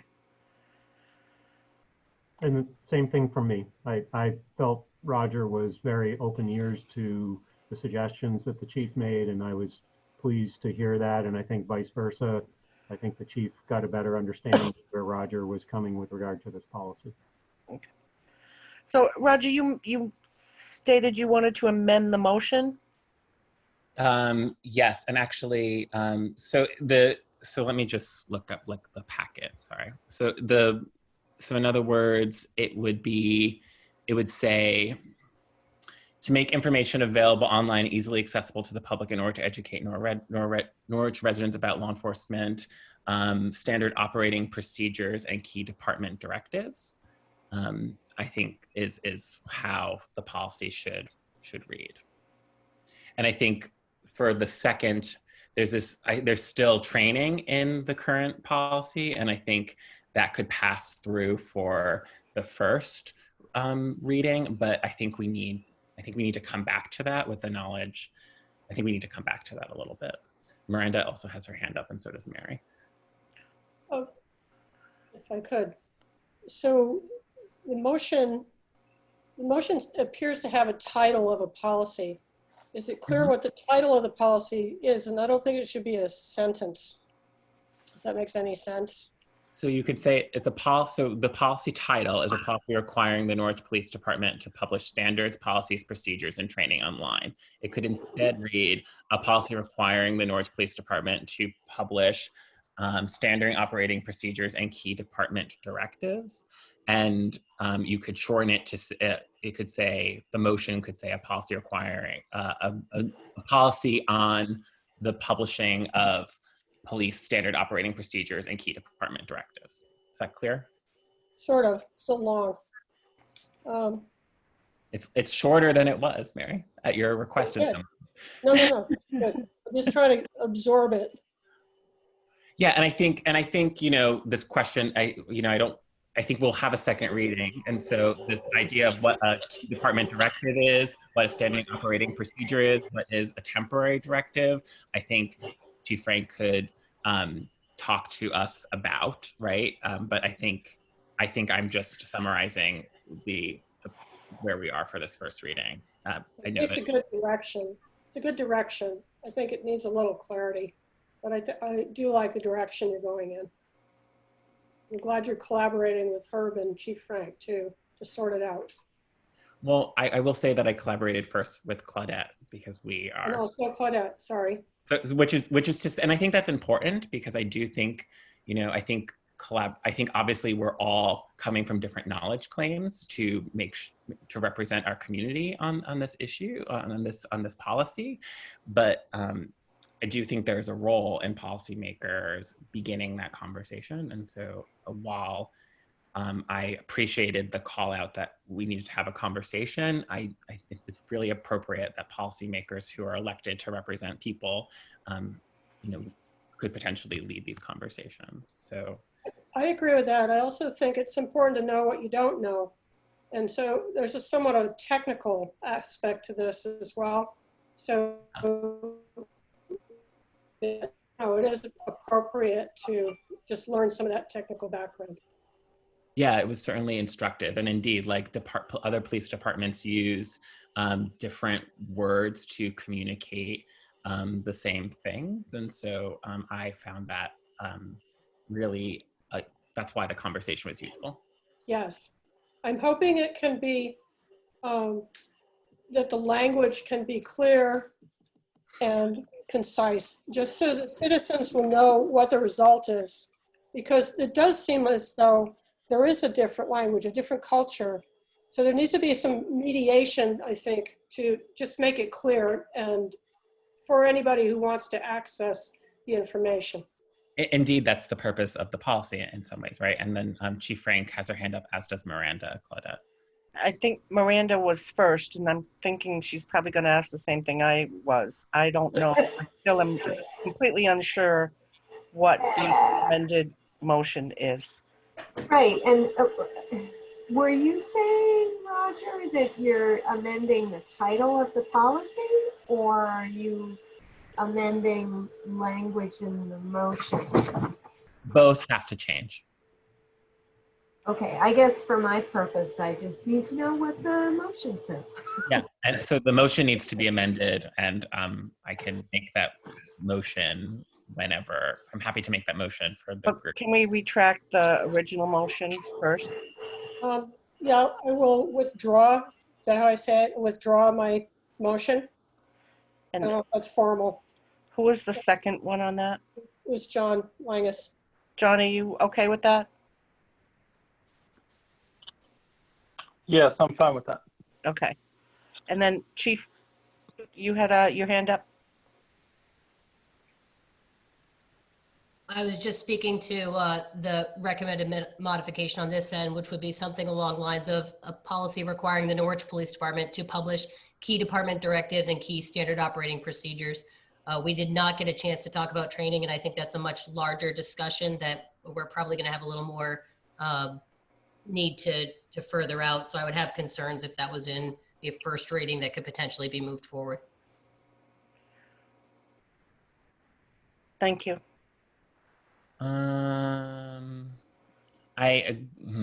agree that it's a continued conversation. I don't want to drop it for the same reasons you don't want to include it.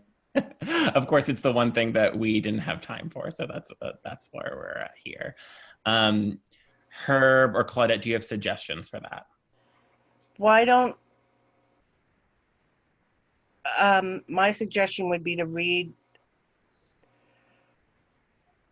no, I don't have a suggestion. I take that back. Herb, do you have a suggestion? Well, the purpose of having a couple readings is the first reading is kind of what you have before you. You've identified some additional information that will result in some amendment to the policy as it's originally drafted. That's the purpose of the second reading, is that you would have the next one in your next packet with the changes. I think that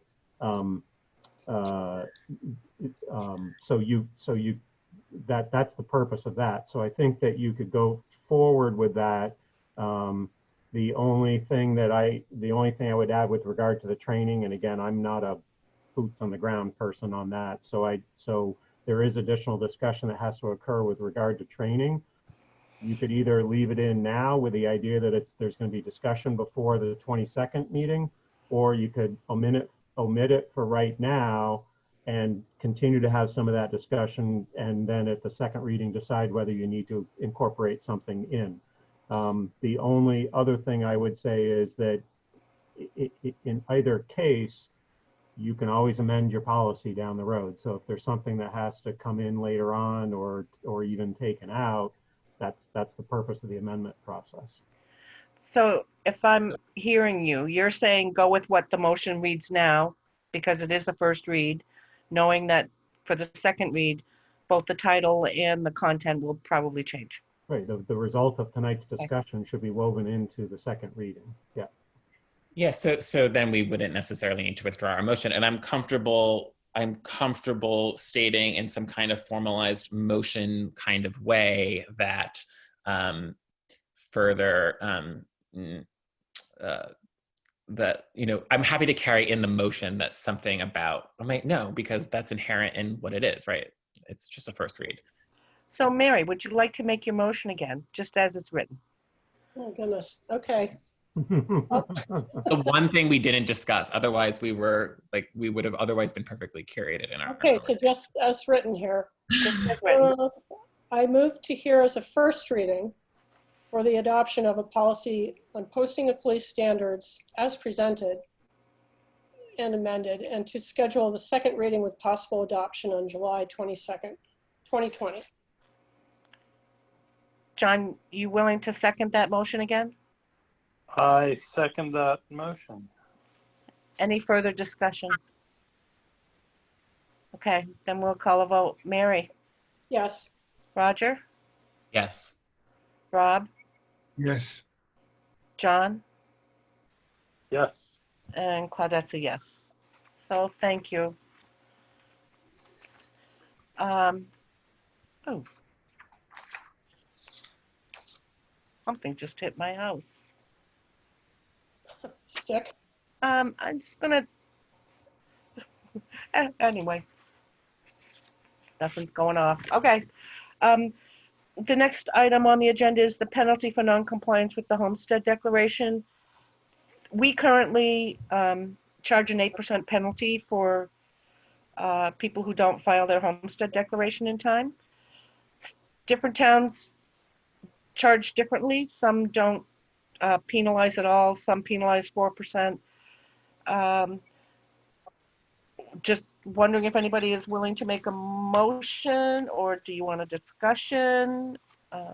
We should probably make a motion. So how about if, is there anybody willing to make the motion that we have in front of us? And then we can discuss. Mary. I move to reaffirm the current 8% penalty.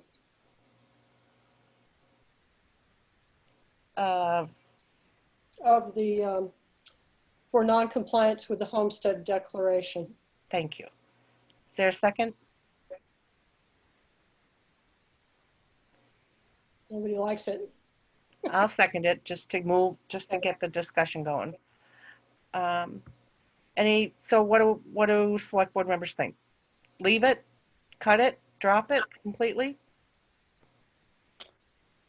I think that it's needlessly punitive. I mean, there's already a 12% annual interest rate as a penalty that attaches to the delinquency. That seems sufficient. I am in favor of eliminating it completely.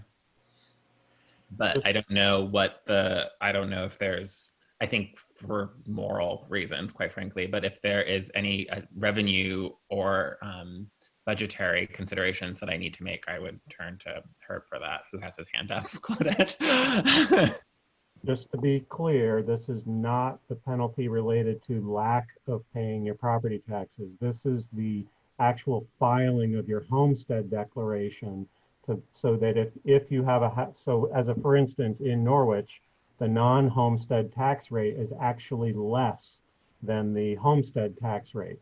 So if somebody does not, they're supposed to file their homestead declaration. If they don't, they're getting the non-residential rate, or the non-homestead rate. So this is solely penalty related to not filing that declaration. It has nothing to do with the payment of your taxes and the delinquency after your second installment. So I didn't actually realize that. So thank you. Yeah. Yeah, the homestead declaration is something you have to file with your taxes. Yeah. Well, it's not part of your taxes. It's a separate right. They link document. Yeah.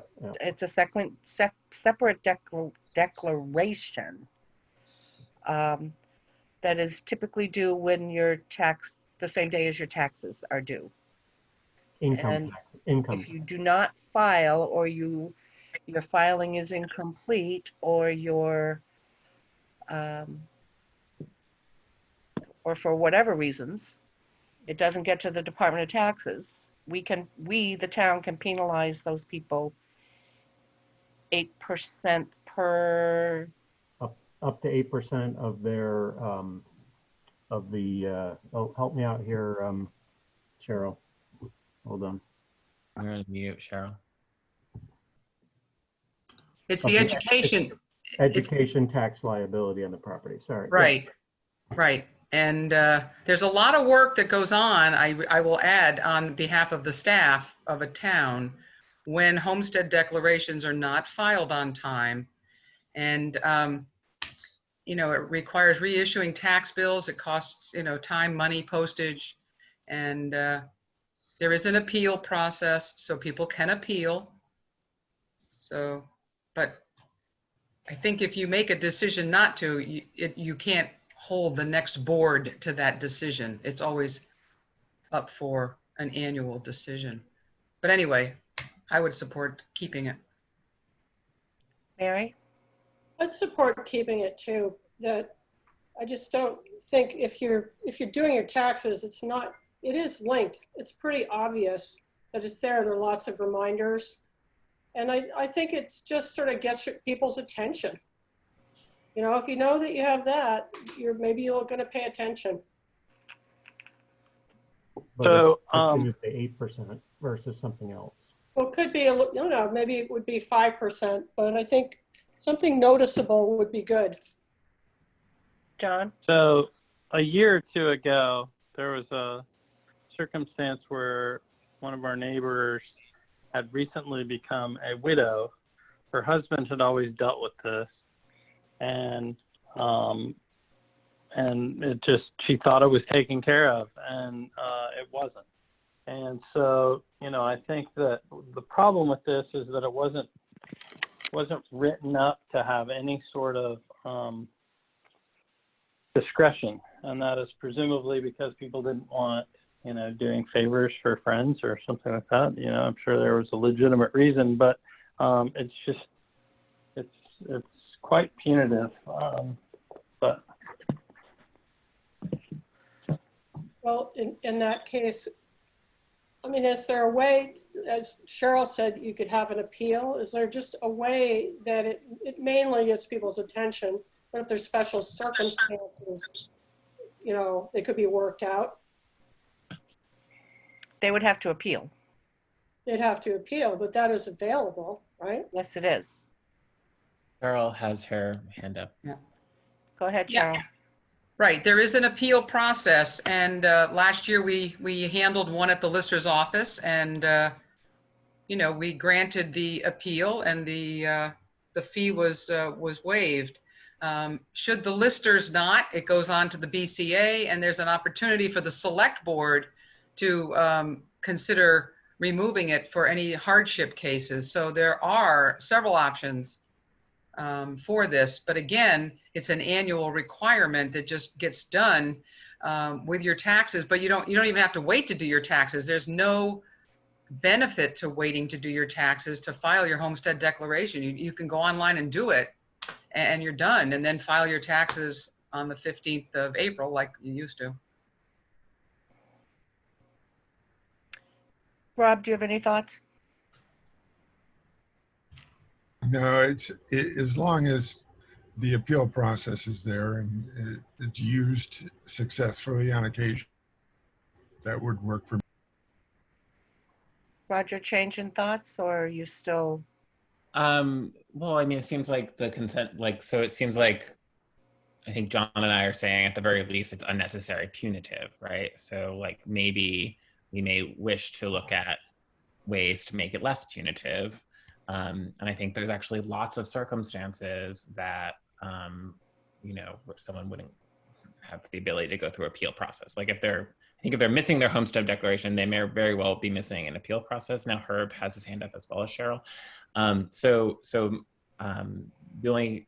only thing I will say is maybe you want to reconsider the 8%. I do understand that it's on a non-homestead, but I don't really know if I'm comfortable making distinctions between homestead and non-homestead. That's a tax. But no, I know. I understand the tax terms, but I think like it's laden with inherent value judgment, right? People who live here full time, people who don't live here full time, so like potentially. So no, the non-homestead tax rate is like a business or second home. Yeah, it's your second home, right? So if you but I think also, I think it's complicated, as I guess what I'm realizing. But Herb has his hand up. And so Herb, go ahead. Sorry, just pointing out the hardship. There's not necessarily all kinds of. There's probably all kinds of excuses, but there's not necessarily all kinds of true hardships. The statute that was in your packet identifies the hardships, and which is what the listers are the appellate board first of all, and then it goes to the BCA if it goes further. Yeah. But it's basically, active military duty, serious illness or disability, serious for a family member as well, and then fire, flood, or disaster. So in the situation that John Lang has talked about earlier, where there's a death in the family, that's clearly meets the hardship criteria. But something along the lines of saying, well, I was out of town, so I couldn't file it because I was in my second home somewhere else. That's not a hardship that meets the test. So admittedly, the hardship is going to be a function of the interpretation of the listers initially, and then the BCA. Right. But there is a limited scope in terms of what is appealable, or what you'll get an appeal, a winning appeal on. So I think it still boils down to really, do you want to do the full 8% or something less than that? What's a reasonable amount to charge that still provides the incentive for folks to file their homestead declaration, but not to the point of being overly punitive. Yeah, and I think what we're just saying is it's instructive that we choose as a community to do the absolute max. That's all.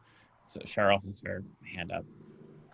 That may have been from before, but I guess I would just say that this, long ago when all this began, Roger, in a galaxy far away, there was no reason for people to be truthful, to file your homestead declaration. So it took a while for the towns and the state to grapple with this topic. And that's why it became a statute. And there was some enforcement needed because, as Herb said, if you're in a town where the non-residential rate is lower, why declare your homestead? You get a lower tax bill. Well, then, other things come along from that. And the state actually sends a list to the listers to review, to determine if we have knowledge of anybody that is a resident that didn't file. and we can give it back to the state, and then the next steps occur. But Yeah. it's been a long process for clerks and treasurers and listers. Yeah, no, I appreciate that. Like, you know, I appreciate that context. Madam Chair. Yes, John. So, yeah, I appreciate the clarification on the appeals process, Cheryl. I had forgotten that because I think that actually did come into play with the woman that I'm remembering. So two things. What if we cut it in half and see if there's any difference in the number of people who don't do it? We could certainly do that. And the other thing was I was confused by this because I thought we were so the policy we just talked about, the tax collection policy, it has an 8% penalty in the delinquent payment section. So I thought we were talking about that as well, which that is on top of 1.5% per month. So I guess we weren't talking about both of those. So I'd like to have that be something that when we do the second reading of that, because again, I definitely find that to be punitive there. But I'd support if people were willing to cut it in half and see if that makes any difference. As Cheryl says, apparently this gets said every year, so could easily jump back if that creates an issue. Any other comments? Is this money that we get directly, or does it go through some like algorithm that the state has, or anything like that? The only other question. I don't know. Does it come to us directly, Cheryl? It does. Because it goes onto the amended tax bill. There's an amount that's put on there as the penalty, and then maybe that goes through some state calculation, and we get a portion of it. But I thought this was ours. I'm going to be careful that because you guys said it, it must be ours. It is. It's ours right above the hardship in the statute. A municipality may retain any penalties and interest assessed and collected in accord with this section. Right, correct. So it is. And again, there's a ton of work that goes into this, by the way. I can't emphasize enough. It requires really good, strong communications between the finance office and the listers to make sure the appeal process is handled on a timely basis. The only other question I'll have. And then before Roger, Mary had her hand up before you did. Sorry. Just besides the incentive factor on the 8%, does it have any relationship at all to the work that has to be done if a person files late? So in other words, it's not really like a revenue stream of any kind. Is it just purely to incentivize people to be on time with their declaration? Herb has his hand up, but that was kind of my question. Who did? Who does? Herb has his hand up. Go ahead, Herb. Oh yes, there is when we have to go through a revised bill process. So if the bills have gone out, someone files late, we get notice at some point from the state that they've switched from a non-residential to a homestead. We have to go through the process of sending out a revised tax bill, which it's staff time, it's an envelope, it's a reprinting of a bill. It's not insurmountable, but that's a piece of what's going on. But the underlying thing to this too is that, keep in mind, the state wants its education funding. So in the town of Norwich, where our homestead rate is higher than the non-residential, if everybody was just filing non-residential, the state would get less money for the education fund. So that's a piece of this. It's not just the municipal side of stuff that goes into this, but the state is recognizing that the municipality is doing its collection work for them. Correct. So therefore, they give us the benefit of, the penalty and any related interest. So I want to kind of wrap this up, and we have a motion and a second. Roger, you want to make one final? I have a question. Is this on our fee schedule? Is this attributed revenue do we budget revenue for this, with this? Yes. Okay. So I'm going to call the question. So the motion was to reaffirm the 8% penalty. Mary, how do you vote? I vote yes. Roger? No. Rob? Yes. John? No. And Claudette's a yes. So still an 8%. Thank you, everybody. I know it's, and I'm not going to comment anymore. Town manager report. We have a written report in our packet. Anybody have any questions for the town manager about that report? Mary? Just briefly on the Blue Ribbon Commission, I don't know if this is possible, but just have someone who can listen. Someone who can listen to persons who might want to come forward about incidents, but they need to have a kind of sheltered way to do it. So it's just an idea, and I don't know if it's even necessary. But. The idea, that while it's not structured yet, the idea is in these kinds of things that usually there's a level of solicitation of ideas from the public at large. That may be in a larger setting. It may be, giving opportunity to put out there if somebody wants to say something quietly that they could pull a member aside or what have you. Or yes, the idea is that this would be not only a listening group, but also a group that ultimately from that listening would make some recommendations that can be applicable to the town as a whole. But ideally what it's somewhat selfish on my part. I'm trying to find ways as a town manager to do stuff with regard to racism and equity and the national discussion that's going on to say what can we do Norwich that is that out of my office that's proactive but doable. And because that for me that's really critical. You don't write a zoning ordinance that you can't enforce. So the same thing, I don't want to get recommendations that I can't do. So that's and we're just very much in the infancy. I don't have a full charge drafted yet, but I have a good collective of folks that are willing to do this. I'm not sure that it's an all-encompassing list yet of folks.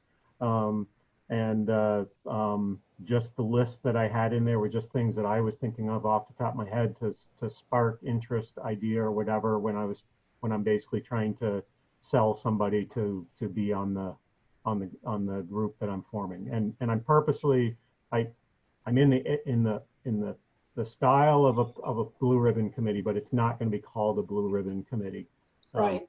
Especially after the Atlantic Monthly came out and said that the next Blue Ribbon Committee is not going to be the solution to this. So I was dismayed the very day after I was thinking about it. But the tenor of a Blue Ribbon Committee is the ultimate purpose. Yeah. So Roger, you had a question? So Herb, finish that title of that Atlantic article. A Blue Ribbon Committee is not going to solve what? That had a focus on law enforcement issues, I believe. Sorry, I'm just trying to look at it right. Yes. Right here. And so what is the proposed makeup of this committee? So the proposed so that's rhetorical. That's rhetorical. Oh, sorry. Read it, right? Yeah. So I would say, you had expressed a desire to take on racism independent of a body politic, which I think includes citizens. And so I would encourage you. Body politic is the select board and any select board member. They will not be on that committee. And I don't think that you should have town employees either. I think town employees and other institutions can be invited into the conversation, but I believe that your committee should be the full diversity of our citizenry. And I recognize that some of those employees are also citizens, but that is my recommendation. Right. Right. And I understand it's your committee, right. But I appreciate that. And that's part of the struggle that I had. I know that some of the discussion is going to evolve into law enforcement, and this committee is not going to be just looking at law enforcement, but I have a feeling it's going to become somewhat part of the discussion. So that's why I specifically want Jennifer on there, and because Jennifer is a woman. There are other individuals that are part of this. I specifically asked Alex, not because he's an employee, but because because of his race. The same thing with Bree.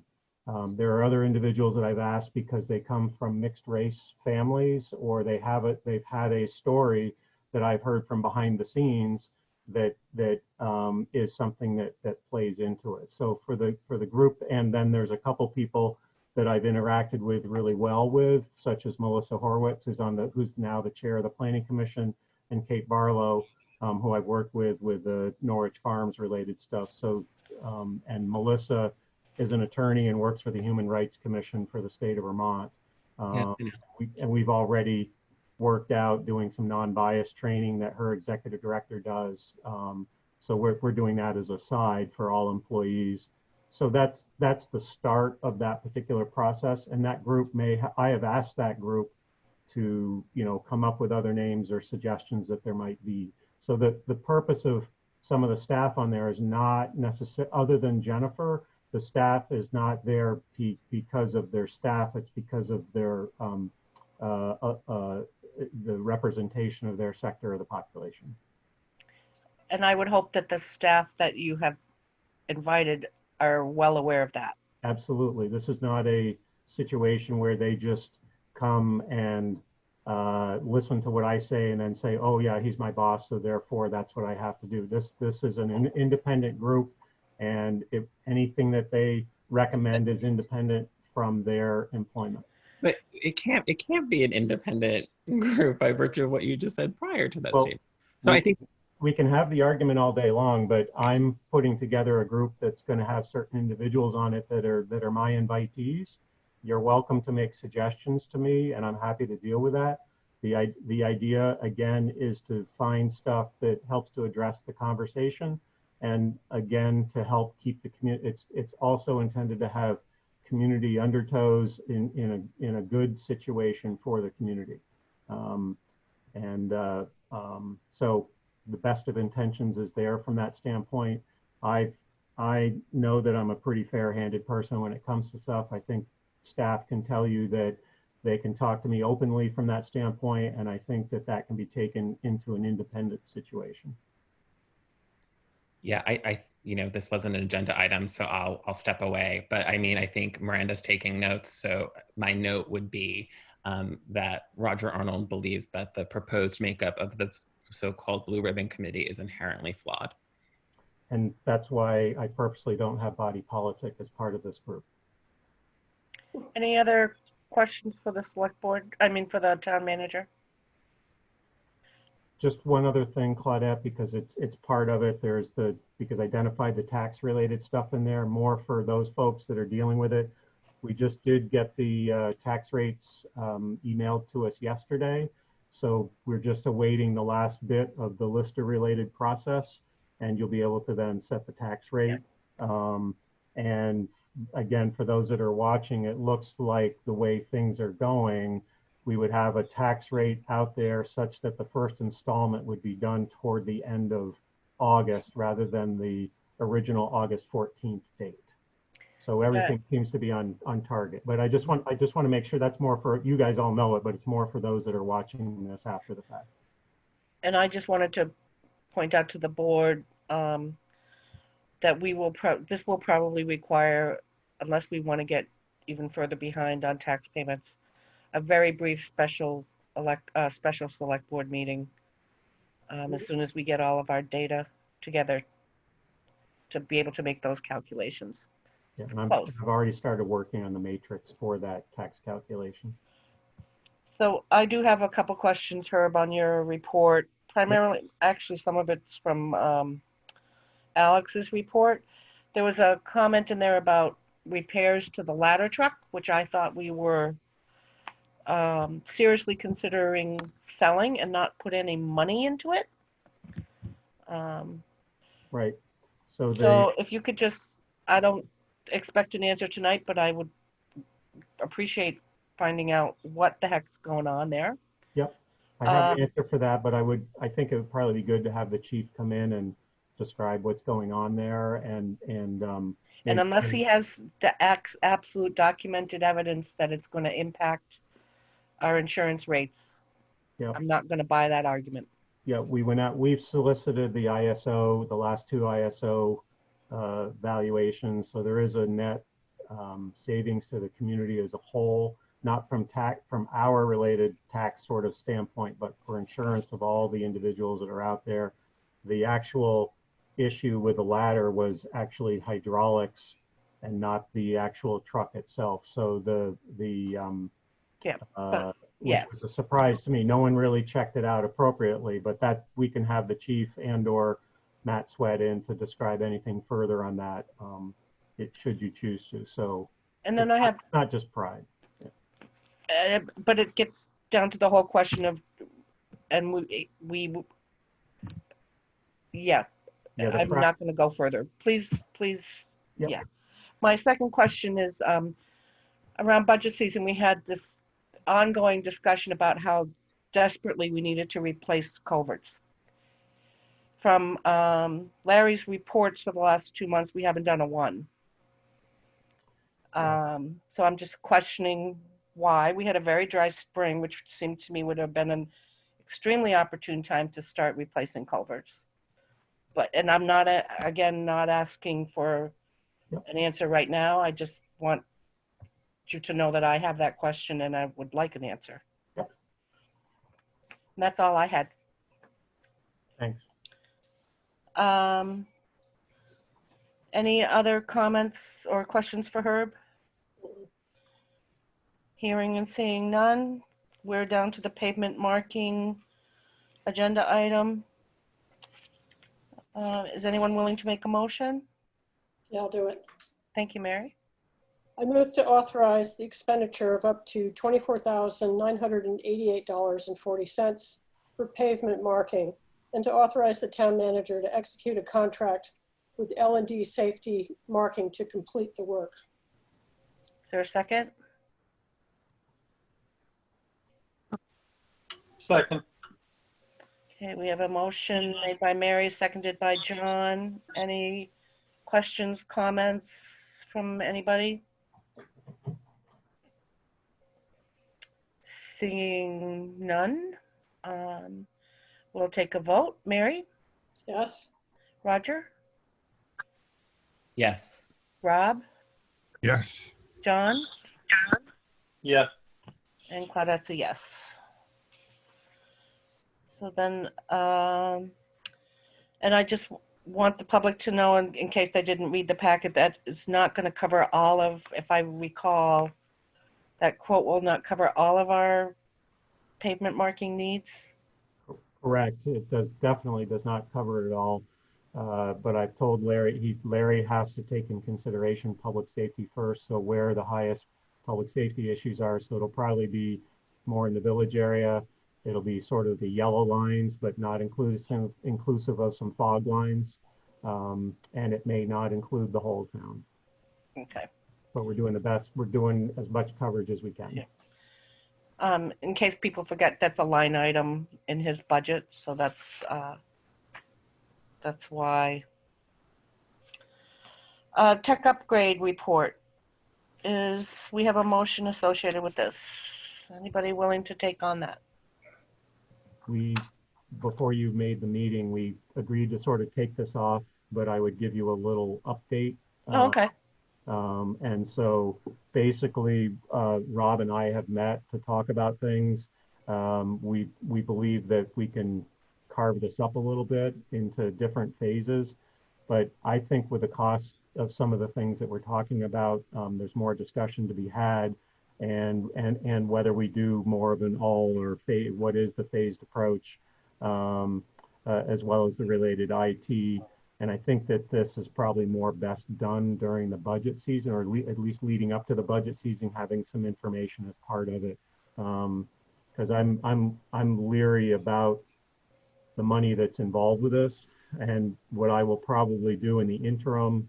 I've already tried to start some discussions with our current IT person to try to address some of the red areas in the assessment, to see if we can button up some of that. So that I think there's some things that I can be able to do, but I may need to go outhouse to get some of that done as well. But I would come to you in situations where there was something of any consequence with regard to money, other than just, you know, having an IT person switch something around or what have you. I just think I think this is a bigger issue that potentially could blossom, and I don't know where your feelings are with regard to this whole thing yet, and I think it's worth more of a discussion as part of the budget process. Okay. Any questions from the board? If not, then we have a motion to adjourn. I move we adjourn. Is there a second? Second. Motion made by Mary, seconded by Rob, and I just want to, before we vote, point out on the agenda what are some of our possible July 22nd agenda items will be. And okay, we'll take a vote. We'll take a moat. Mary, how do you moat? How do you vote? I vote mess. Roger, Yes. Rob, Yes. John, Yes. and I'm a yes. Thank you, everybody. Thank Thank you. you. All right. Thanks, guys. See you in a couple weeks, Thanks. if not sooner. Enjoy your time off. Couple of days off you're taking, Herb, I hear? Yes, just trying to get some time with my wife for a couple days. Yep.